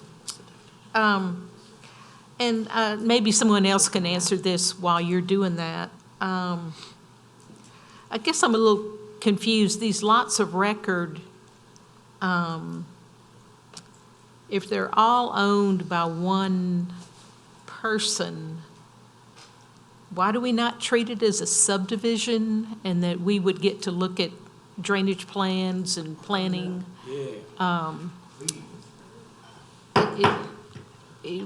Are they taxed individually? Or are they taxed as a group? Or, how is it its own category? I'm just a little confused. Well, unfortunately, I cannot answer any questions in regards to taxation on lots. Well, they're each a lot of record, correct? But yet, we're treating it as a subdivision. It is part of a subdivision. If you look at the survey, it is currently part of the northern division of the Berg Boulevard. But it doesn't have to follow the rules that a regular subdivision. In other words, it doesn't come back before us for The lots planning. were created before the adoption of the subdivision regulation, and that's the reason how they were created as small lots. So that negates them having to come back before planning, because they're been in existence for so long. If I'm not mistaken, and maybe someone from engineering can correct me, the subdivision regulation does not require a public hearing due to the fact that they're fronting on Parish Road, although Hellenberg is not open, I do understand. And there's no requirement as far as going through the subdivision to tentative, preliminary, and final. I see. So it would if they didn't front a Parish Road. well, if they would not, if it would be a square, they would be trying to create new lots, just one square, and create some roads through it, it would more than likely have to go through the full subdivision process. So there's no mechanism to require coming back with a drainage plan and, like a normal subdivision? As far as I know, I'm not aware that it would be required. I'll be happy to maybe turn the question to legal if you have any additional information to add to the comment. I guess, let me add one more thing to that. And I'm wondering if there's any opportunity to address this issue through building codes, like reducing impervious surface, for example, having gravel driveways instead of concrete driveways. You know, is there some way we can help the neighborhood but accommodate the zoning as it is? You know, how can we have a win-win here? So I'm trying to find an angle. Maybe we can let someone from engineering, you know, give more insight in that regards.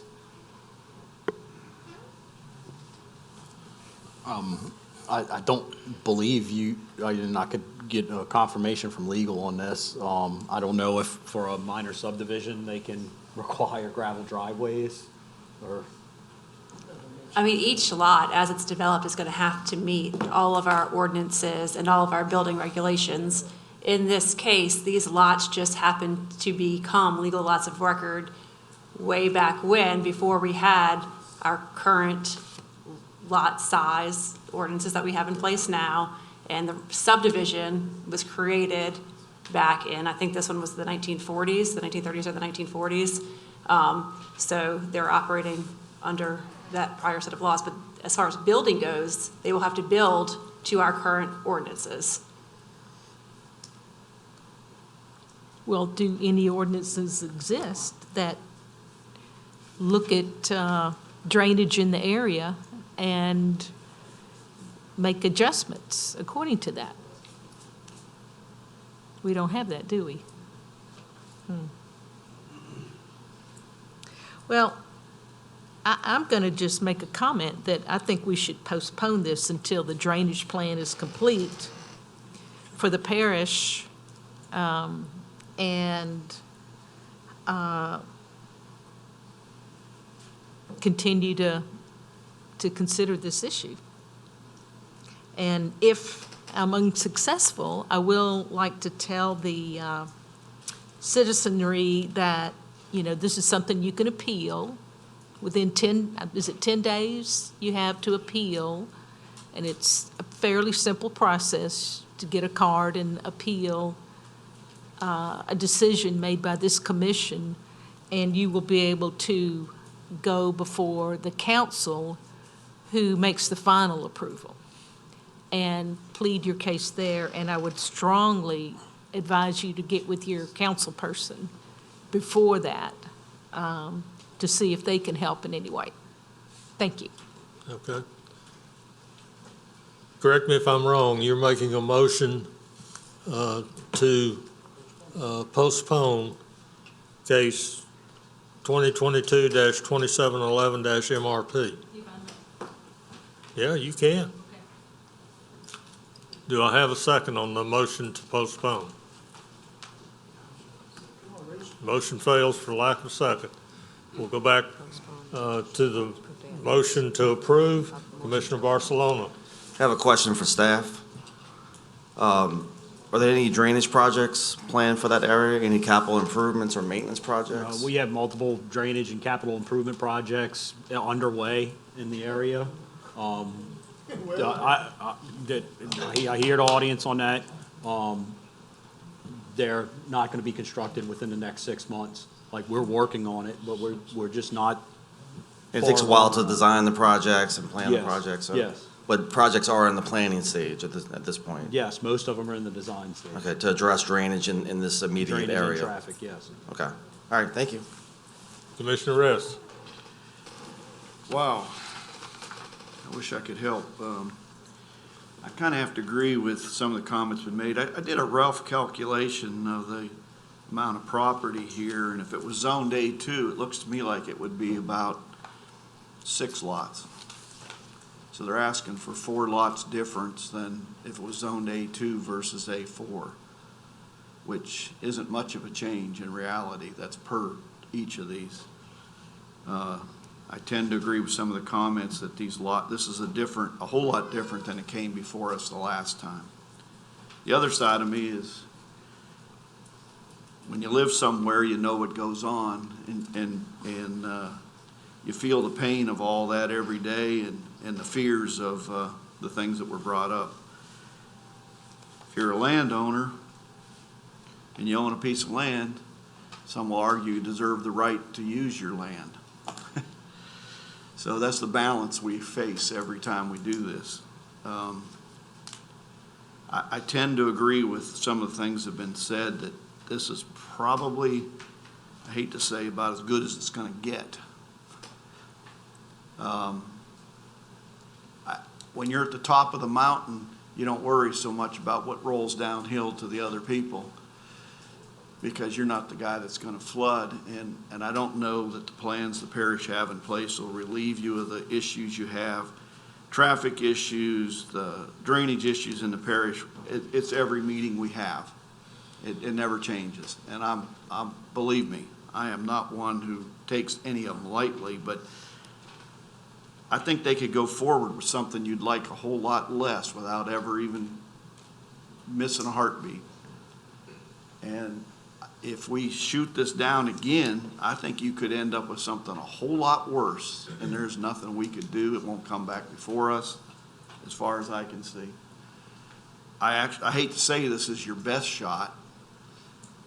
I don't think it's your only shot. I do think that Commissioner McGinnis commented about working with your councilman to see if there's some help as this goes forward, but I tend to agree that this is probably as good a plan as there's going to be. I wish it wasn't that way. I truly do, but I think you're in a better position than you were. It may not be the one you want to be in, but I think that's where we're at, so thank you. Okay, Commissioner Truxillo. I've already closed it to the public.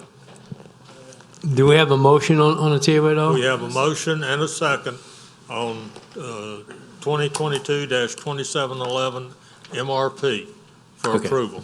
Thank you. Okay? Any further discussion on this particular one? Please vote.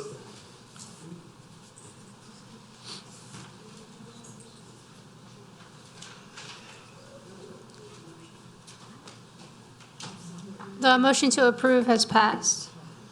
Thank you. All right, we'll go to item 12.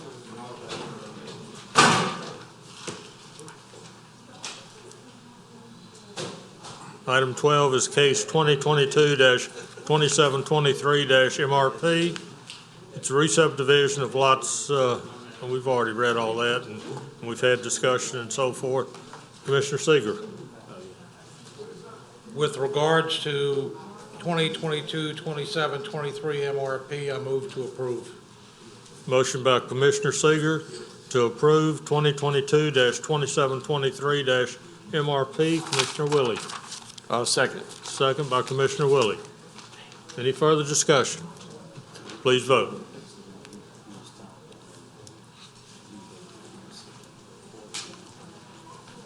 The motion to approve has been passed. Thank you. All right.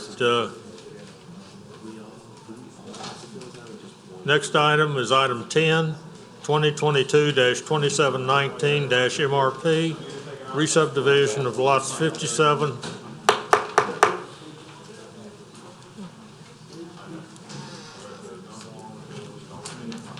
We'll be pulling your oaths.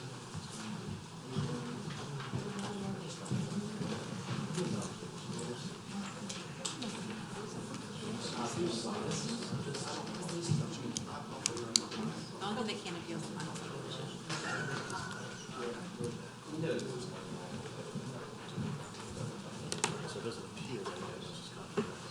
All right, let me go back and start over on reading this one.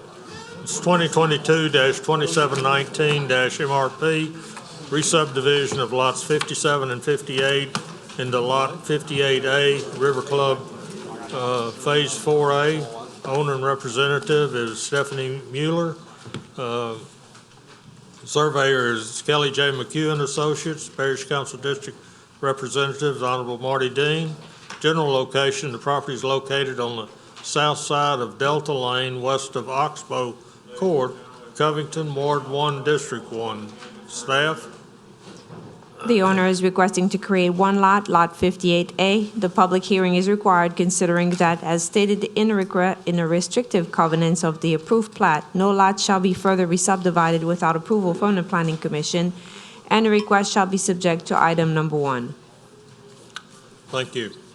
Yes, ma'am. I'm Stephanie Mueller, and I live at 1196 Delta Lane in the River Club subdivision, and I own both lots, and I wanted to combine them and add on to my house that I have right now. It's on one of the lots. And All right. Anyone in the audience wish to speak in favor? Anyone wish to speak against? I'll close it to the public and bring it back to the commission. Commissioner Truxillo. I make a motion to approve. Motion by Commissioner Truxillo to approve. Commissioner Fitzmars. Second. Second by Commissioner Fitzmars. Any further discussion? Please vote. Thank you, ma'am. thank you. The motion to approve is passed. Thank you.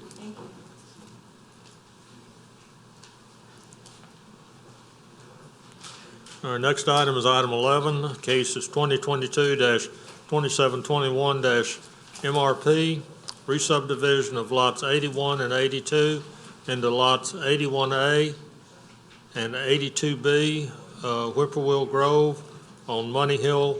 Owner and representatives, Danny G. Minge and Leela V. Minge. Surveyor is Land Surveying LLC. Parish Council District Representatives, Honorable Cheryl Tanner.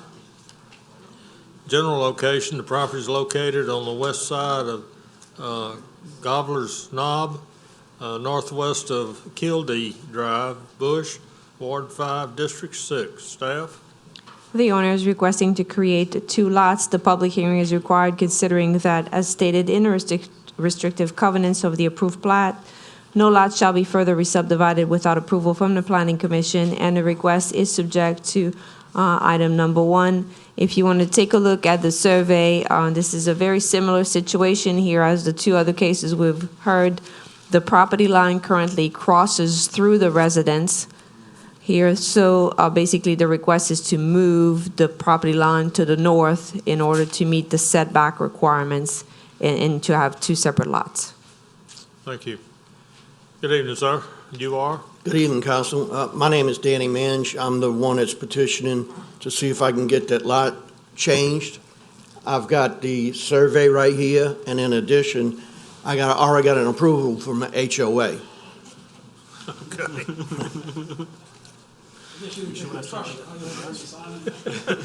Take your word for it. All right. Thank you. Anyone in the audience wish to speak for or against on this item? I'll close it to the public and bring it back to the commission. Commissioner Willie. I have just one question. How did the house get built over the property line? Do you know? Sir? How did the house get built over the property line? Initially, they bought 2 lots. They built their house in the middle of 2 lots. Okay. That's how it came about. But I got enough land adjacent to it to where I can, I got 1.86 acres. I can show you. That's good. If you like. I move for approval. Motion by Commissioner Willie to approve. Commissioner Randolph. Second. Second by Commissioner Randolph. Any further discussion? Please vote.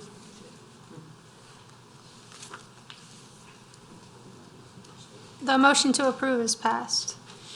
Thank you. Thank you so much. Have a good one, sir. Yes.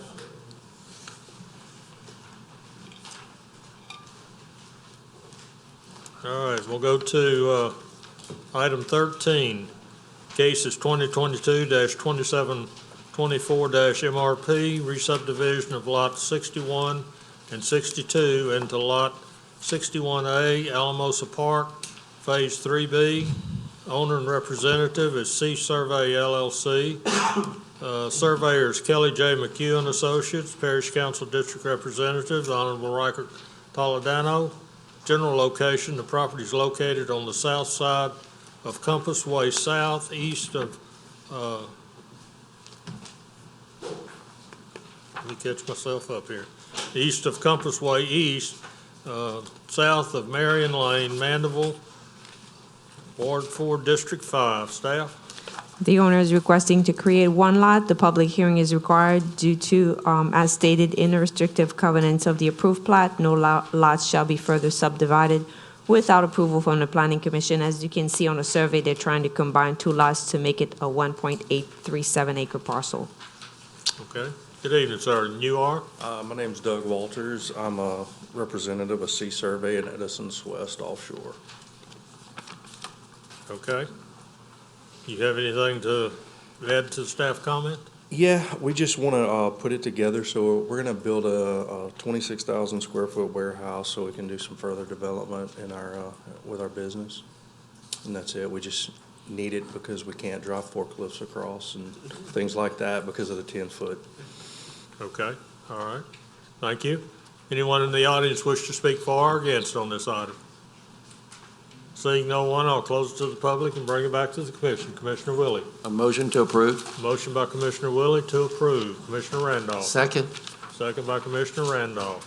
Any further discussion? Please vote.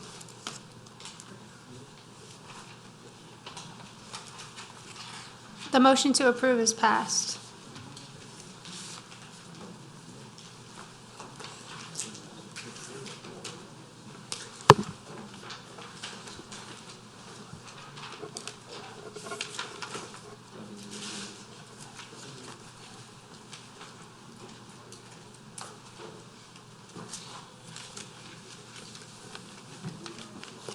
You got it? Okay. All right. Next item is item 15, 2022-2718-PP, Crosswind Cove subdivision. Developer owner, Summerview Development LLC, engineer surveyors, Hyde Tide Consultants LLC, Parish Council District Representative, Honorable Kirk Drum. General location, the property is located on the west side of Airport Road, north of Meadows Boulevard and Interstate 12, Slidell, Ward 9, District 11. Staff? Yes, sir. The preliminary plans and hydraulic study have been reviewed by this office, and an inspection was made of the site on January 28th, 2022. Staff has no objection to the approval of the proposed preliminary subdivision request, subject to the developer complying with comments 1 through 3 below, and no work order to be issued until all required items are satisfactorily completed and submitted.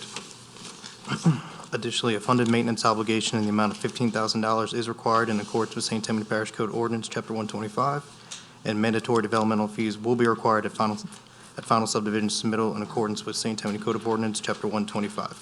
Thank you. Thank you. Good evening, Mr. Shane. Good evening, Mr. Chairman and Commission.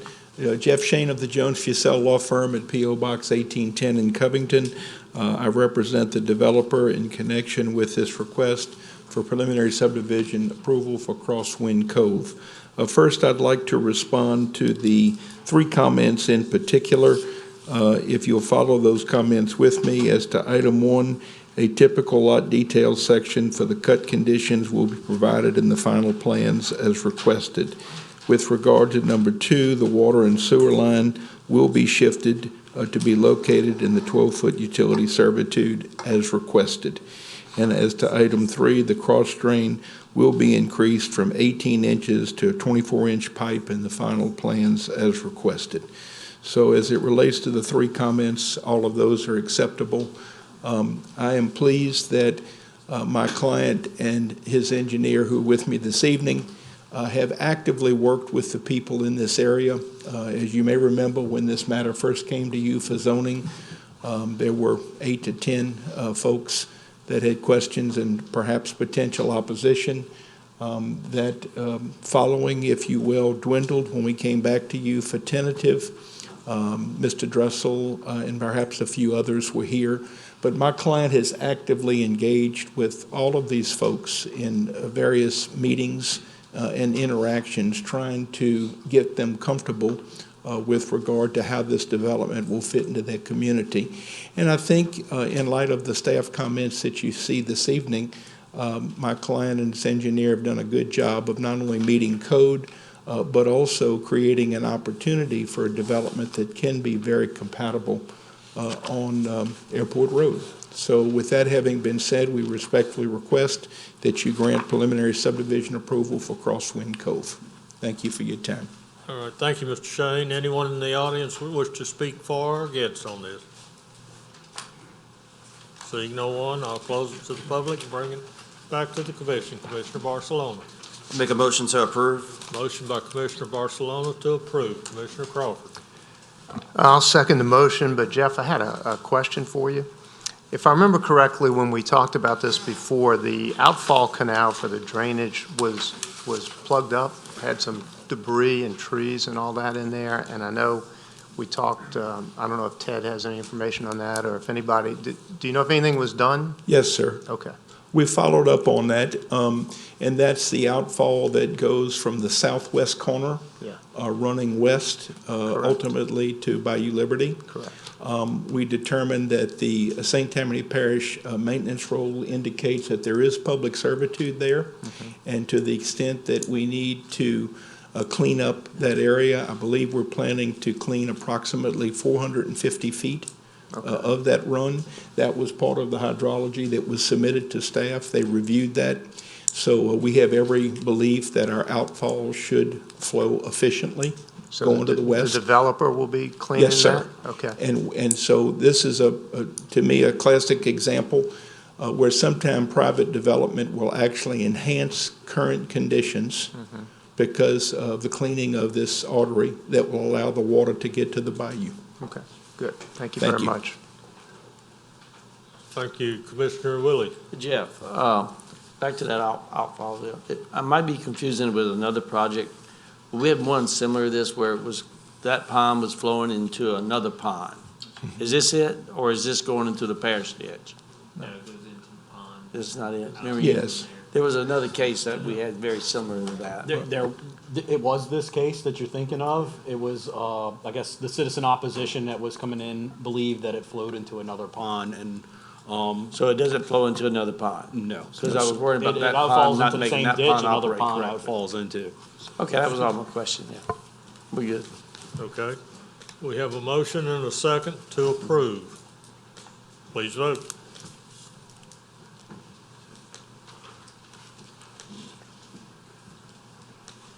The motion to approve is passed. Thank you. All right, we go to final subdivision approval. Item 16, case is 2021-2680-FP, Vidico Creek Subdivision, Partial 10A, Developer Owner, Vidico Creek Preserve LLC. Engineer is Kelly McHugh and Associates Incorporated. Parish Council District Representatives, Honorable Marty Dean. General location, the property is located on the northwest side of Louisiana Highway 1085, south of I-12, Madisonville, Ward 1, District 1. This is postponed from the January 11th meeting. Staff? Yes, sir. This project was previously postponed to the January 11th, 2020 Planning Commission meeting. Periodic inspections were made by this office during construction, and the final inspection was made on January 28th, 2022. The inspection disclosed that all the concrete roads are constructed and the roadside ditches are functioning. The following uncompleted items, number 1 and number 2, existed at the time of final inspection and will need to be completed before plats are signed. Additionally, should the Planning Commission approve the request for final approval, a warranty obligation will be required for the infrastructure in the amount of 1,860 linear feet at $25 per linear foot for a total of $46,500 for a period of 2 years. No mandatory developmental fees are required since a public hearing was held prior to January 1, 2005. Staff recommends approval of the proposed final subdivision request, subject to the developer complying with all comments and no plats to be signed until all items are satisfactorily complete. Thank you. Thank you. Mr. Morone. Thank you, Mr. Chairman. On behalf of Beatico Creek Preserve, Paul Marone, the final two items were satisfied yesterday.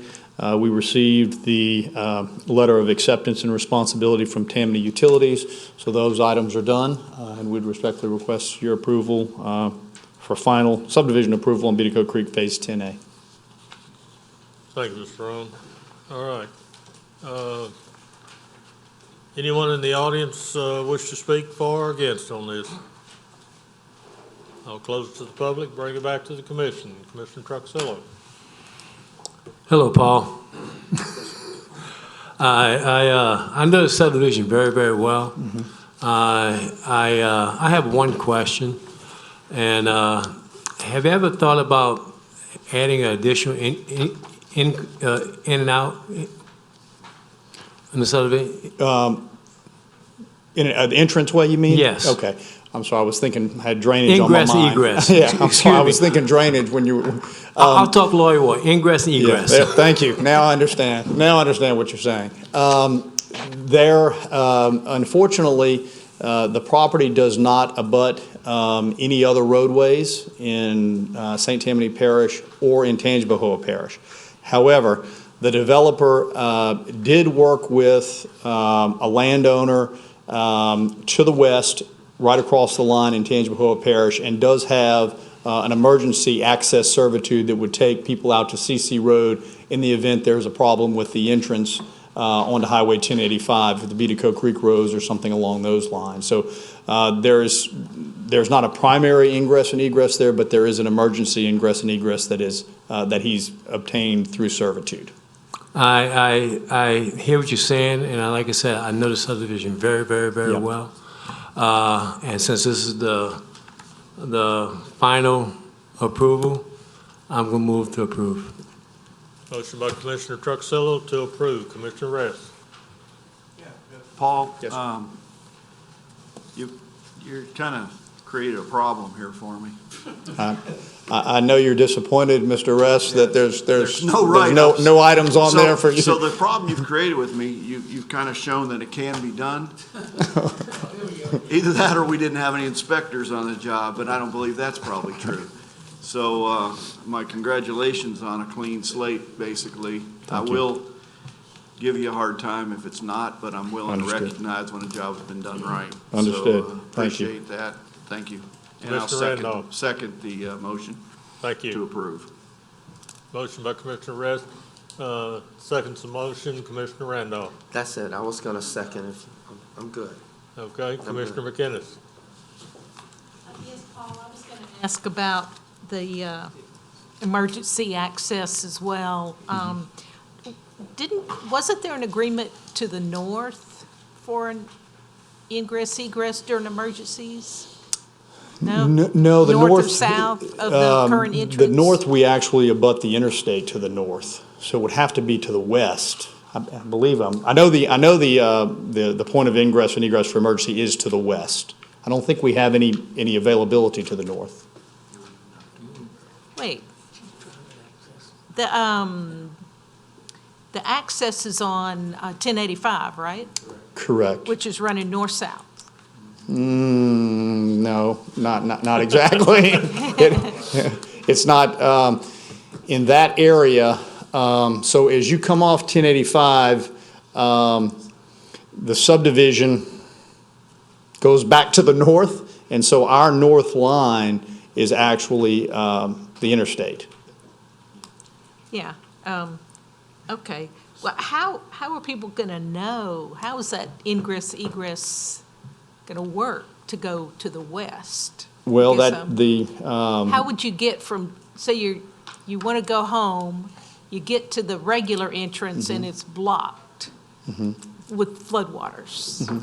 How do you get to CC Road? You go to Highway 22, go west, and then as soon as you cross the line, I think it's your first, one of your first roads to that goes back to the north.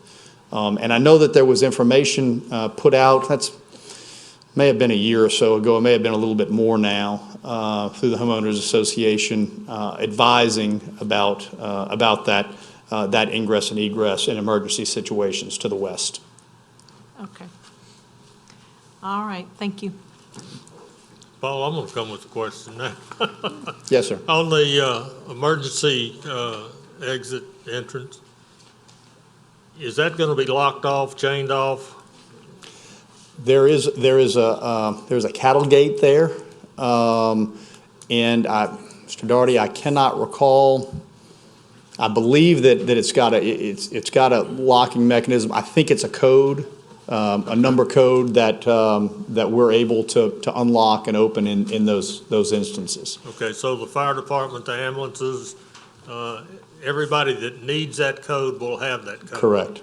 Okay, and that would include public works and engineering, whatever? Don't know if Public Works or Engineering has that.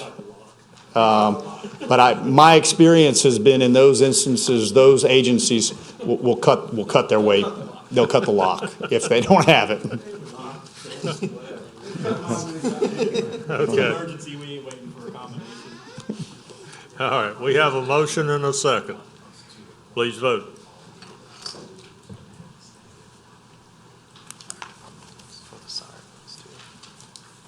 The motion to approve is passed. Thank you. All right, item 17, 2021-2685-FP, Oak Alley Meadows, Phase 1. Developer owners Oak Alley Meadows LLC. Engineer is Jeff Wilson, Engineering LLC. Parish Council District Representatives, Honorable Martha Caspon. General location, the property is located north of Louisiana Highway 190, west of Louisiana Highway 25, Covington, Ward 3, District 3. This was postponed from the January 11th meeting. Staff? Yes, sir. Periodic inspections have been made by this office during construction, and the final inspection was made on January 28, 2022. The inspections closed that all the asphalt roads are constructed and the roadside ditches are functioning. Staff recommended postponement at the time of the submittal due to the following uncompleted items that existed at the time of final inspection, and the Planning Commission approval shall be subject to the following items below, numbers 1 through 9. I'll get back here. I would like to just make a statement here that the main cause of the recommended for postponement was due to at the time, the pond elevations given to us were lower than the 100-year water surface elevation represented in their drainage impact study. Since then, they were supposed to submit a drainage memo to address that comment and that major concern. Their engineer had submitted that, and our department has reviewed that, and that giant concern has been rectified. They showed through calculations as well as through provided inverts and as-built that we do have the required storage. So I'd just like to bring that to you guys' attention. Unfortunately, based on what the packet says in our staff reports that go out on February 1st, we don't change these reports prior to the meeting so that you guys have the same information that we have here today. But I did just want to make a reference, and I believe the developer's representative is going to speak to that, and I'm happy to answer any questions regarding that, but I did want to at least pay them the courtesy of providing that information to you guys, since it's not correctly, or it's not at this point accurately reflected in the staff report. Thank you very much. Okay, thank you. Mr. Shane. Thank you, Mr. Chair. Jeff Shane of the Jones Fussell Law Firm, P.O. Box 1810 in Covington, and I represent the developer, Oak Alley Meadows, LLC. I think firstly, I appreciate staff's efforts and also the comments made by Mr. Reynolds this evening. To be more specific, and then I'm going to go through each item so that you'll know where we are. When this case was on the agenda in January, there were 26 items that needed attention, and the case, as you know, was postponed. We come to you tonight with a list as of the time it was issued. It had 9 items, and I'm going to go through those items. I'd like to be more specific with regard to the drainage memo. My engineer, who could not be with us this evening, he's in Baton Rouge, Mr. Jeff Wilson, when he submitted response comments to staff, he failed to attach the drainage memorandum. That's on us. He literally just failed to attach it. The good news is that when we got comments from staff and recognized that obviously they had not seen the drainage memorandum, we got that information to staff. And I appreciate the fact that even as late as this afternoon, Mr. Reynolds, Mr. Hill, and perhaps others in their department were confirming that the proper information had been presented, which essentially eliminates the concerns in items 2 and 7, which in my view are the two more substantive items on the list. With that having been said, I would like to address each of the items, 1 through 9, because I know it's important to you to know where we stand as you consider granting final subdivision approval. Number 1 is 100% complete. Number 3 is 100% complete. Item 4, the trees have been planted, and the only reason we have not completed the landscaping is that CLECO is still within the median, putting in the electric lines. Once they finish, we obviously will go in and complete the landscaping. Item 5 is 100% complete. Item 6 we will do. That's an adjustment on the plat. Items 8 and 9, 100% done, meaning that the requested letters of acceptance and information and documentation, all of those documents have literally been provided. So it is our request that you grant final subdivision approval, as we believe that we in fact have satisfied the list of 9.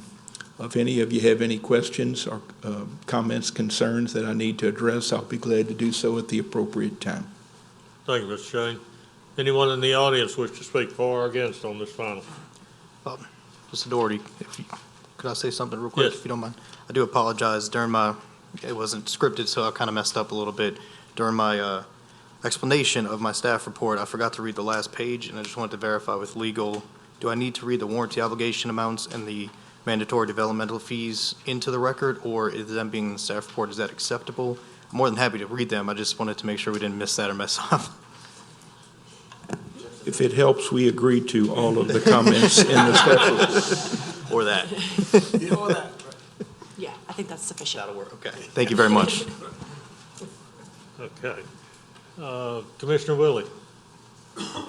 Jeff, just a quick question. Not only the pond grading's all done, but the vegetation's complete?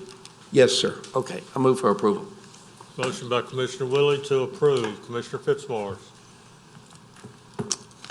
Jeff, I don't have a question for you, but you and Paul are setting a scary precedent for yourselves and others, coming up here with 0 on a final report. Just saying that's great, appreciate it, and I'll second the motion. Second by Commissioner Fitzmaurice. Commissioner Randolph? I'm gonna say ditto to Mr. Fitzmaurice. Man, y'all spoiling us, and that's a good thing. I'm agreeing with Mr. Rest as well. Y'all spoiling us. Thank you. Commissioner Rest? Question about the vegetation on the drainage ditches and the boulevard and the pond banks. How did they get, now it's for staff, what did you find when you went out there that you wrote these up? Yes, sir. So as far as the road ditches, all those were actually vegetated very well. Now, to speak to Mr. Shane's point, they were out, CLECO was out there, their subcontractor, whoever that was. Well, you got the Yes, sir. pond banks and slopes. Yes, sir. If you remember from our last staff report last month, one of the major comments, and it's reiterated in comment number 2 that's since been addressed, is that the pond banks at the time were very low, and that was of concern because they didn't meet the drainage requirements. Between that staff report and this one, they did go out and raise the pond bank, and during my inspection on the 28th, because I have to get out there and post within a certain amount of days, they were all worked, but they were not vegetated during my inspection. Now, it's very possible that between the 28th and today, the 8th, that they have gone out there and either matted or seeded. We don't give an opportunity to go back out the day of the meeting to correct or make sure any of that. So taking Mr. Shane's word on that, that is correct, but that will be my inspection upon resubmittal. So they had to be reworked, so they had to be reseeded or resodded. Resodded? Correct. They had to be raised. Or seeded? They're Seeded? Yes, sir. So however they prefer to do it, they can do any method they prefer, but that was kind of the discrepancy there. It was done before, but due to the raising of the banks, it became Okay. uncompleted and now had to be recompleted. Thank you. Yes, sir. Okay, Commissioner McInnes? I'm just curious, at final approval, there's still electric lines being put in? Yes, ma'am. It's very common, actually, that electric follows the last. To be quite honest with you, the ditches, the drainage, the roads, water, sewer, all that goes in first, and it's very, very common that the underground electric comes and bores after all that's in place. Okay. So, I mean, it could be after you guys have granted a final approval and after they've even recorded a plat, then they can go in there and start running electric lines, very similar to what they do with cable and high-speed internet. All Okay. those actually come in after these final approvals are typically done. Okay. Yes, ma'am? What sort of erosion control measures were taken out there that you saw? That one specifically. Any silt fencing? They had, for that one, they actually had a very good stand of grass along all the road ditches and along most of the pond banks until they had to obviously be reworked. And they did have silt fencing as it relates to the subsurface sections that are at the front of the subdivision, as well as some of the ones to the rear. But their main erosion, and then there was also hay mats as well in the roadside ditches where there was not subsurface. But their primary one was a pretty solid stand of grass on most of the roadside ditches and pond. That back one, while we have a comment on that rear drainage feature that ran behind lots 5 through 20, did not observe any of that we never observed on the roadside ditches, which is why that comment existed at the last staff report. But they handled it in a number of different ways. I hope I answered your question, didn't make it worse for it, but But you felt like the erosion was being taken care of? out there, I think they did a fairly good job compared to, I think of a lot of the things you have seen in the past. Yes, ma'am, I think they made a very conscious effort, in my opinion. Okay, thank you. Commissioner Crawford. Real quick, just wanted to make a comment. Looking back on tonight, I think this is the way it should work. We had some cases that had a number of punch list items on them, and they were postponed by the petitioners. We also had some recommendations from staff to postpone due to extensive punch list items. But then when we get here, a couple of things are all checked off, 100% complete for final, and that's what we expect. That's the way it should work. So I just want to compliment everybody for a good night. This is really, in my opinion, gone the way it should go. That's it. Thank you. All right, any further discussion? Please vote.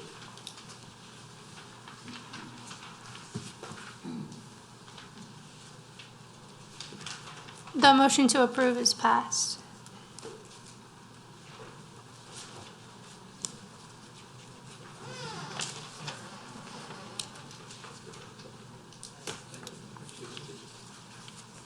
Let's see, that was postponed.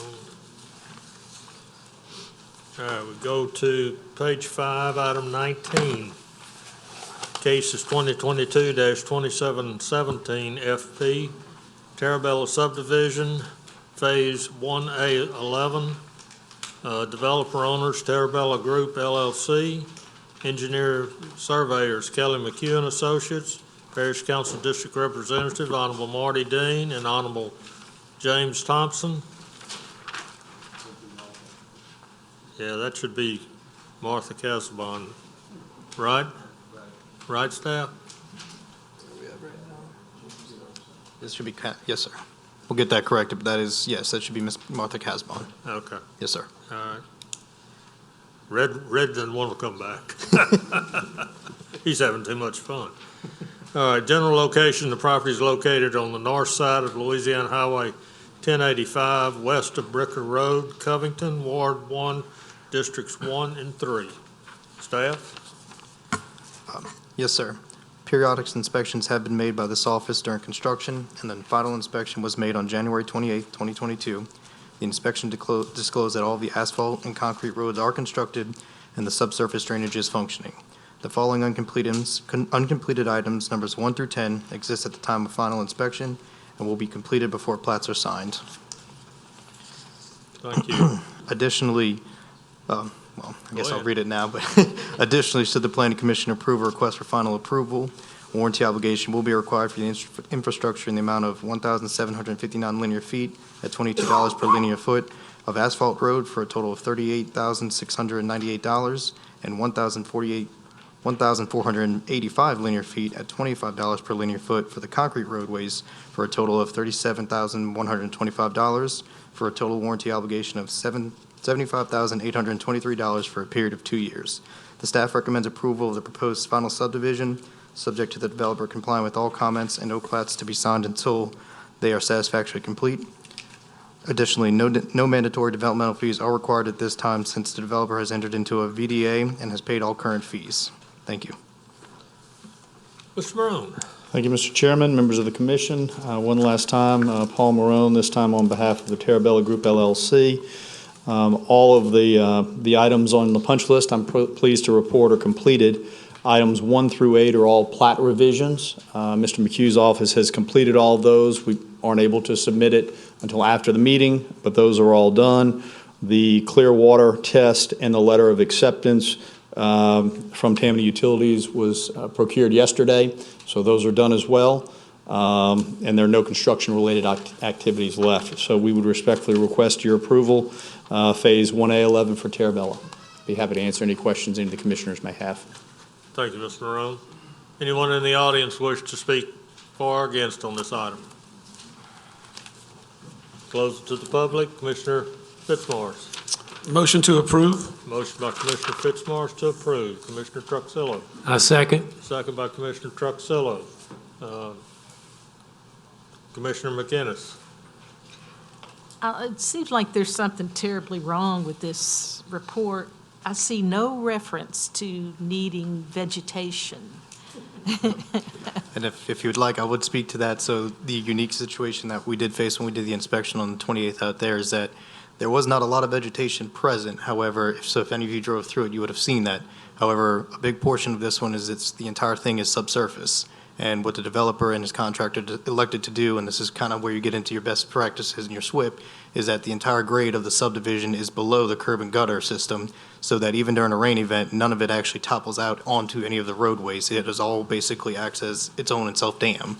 So they don't put silt fencing in front of the curbing for obvious reasons. It's functioning as designed. So there's different mechanisms and ways to do BMPs, and this is just a unique case. When you keep everything down, nothing comes off. So you won't see silt fences, you won't see hay bales, but you really shouldn't have a need for them until they raise those grades. Okay. Yes, All ma'am. right, well, thank you. Yes, ma'am. I like seeing this. Okay, we have a motion and a second on 2022-2717 FP. Any further discussion? Please vote.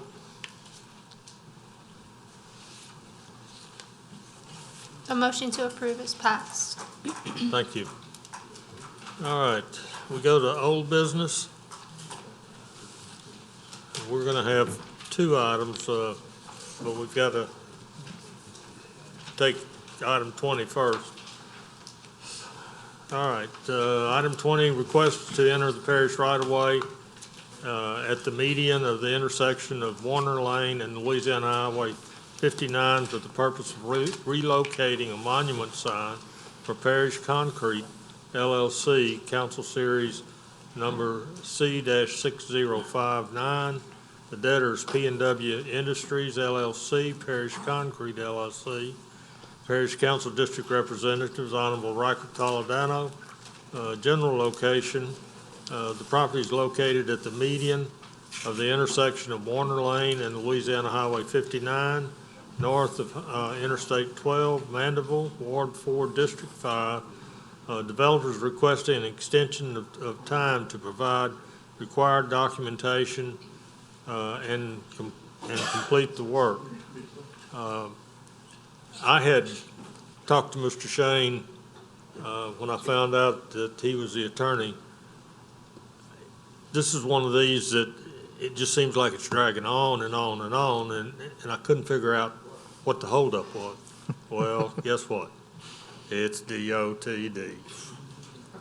So I would suggest that with Mr. Shane's concurrence that we go ahead and grant the extension, and maybe Ted, Mr. Hill, everybody can go jump on DOTD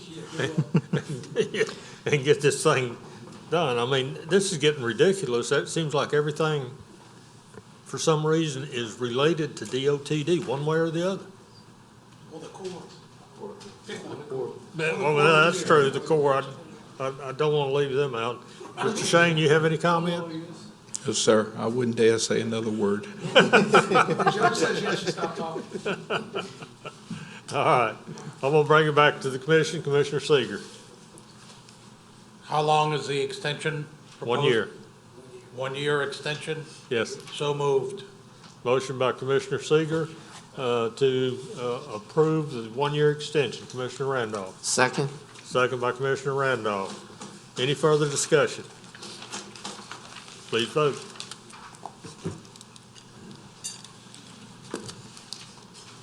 The motion to approve the 1 year extension has been granted. Okay. Now we get into the good part. This is an item off the floor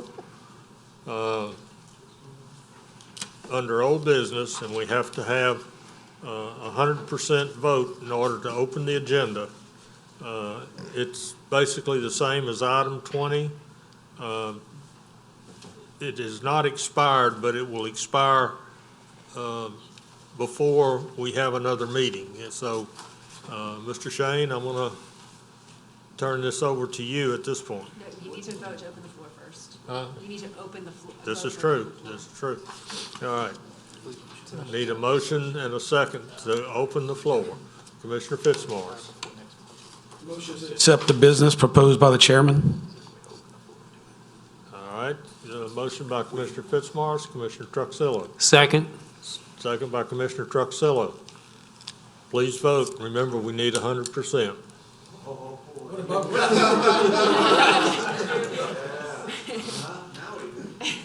Now we need your thumbs up. I'm not worried. His computer doesn't work anyway. I don't ever count on your vote, Commissioner Mr. McGinnis. Ress. I promise you. Thank you Commissioner for the, McGinnis? thank you for the thumbs up. The motion to open the floor has been passed. Thank you. Now, Mr. Shane. Thank you. I appreciate the opportunity, and I'll try to keep it short. This is for a different street, Maple right-of-way. Will actually be called McCallman Street. So my client procured permission from the commission to enter the parish right-of-way and construct a street.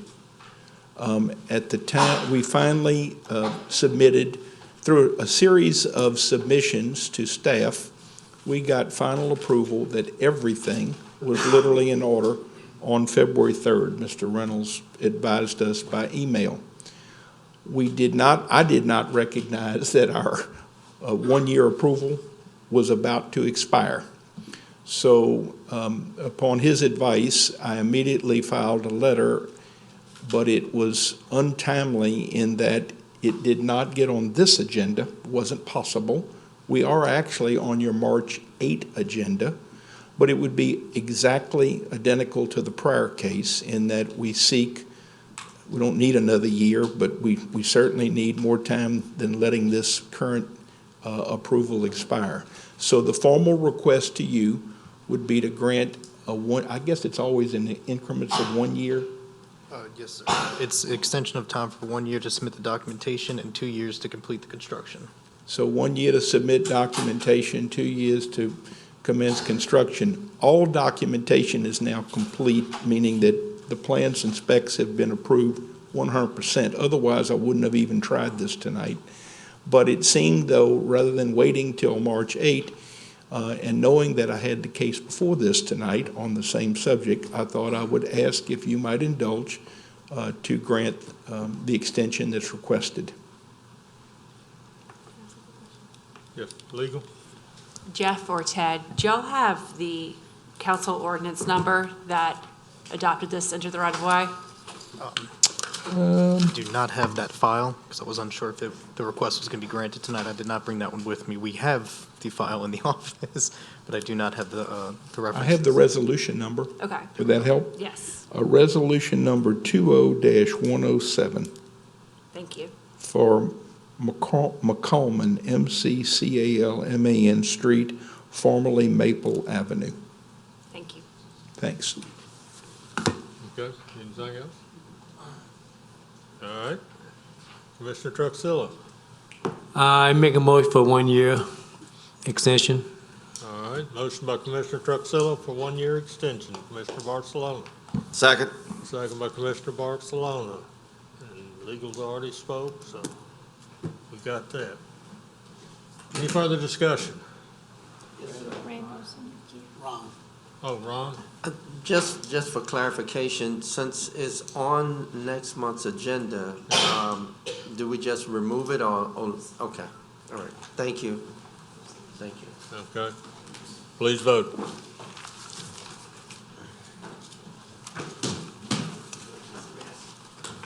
The motion to grant a one-year extension has passed. Thank y'all. No new business?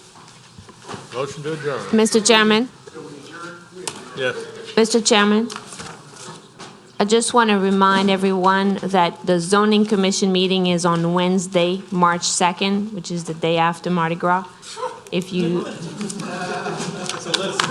Are you going to guarantee we have a quorum? if you're planning on not attending, if you're not planning on attending the meeting, please let me know, send me an email. Thank you. All right, thank you.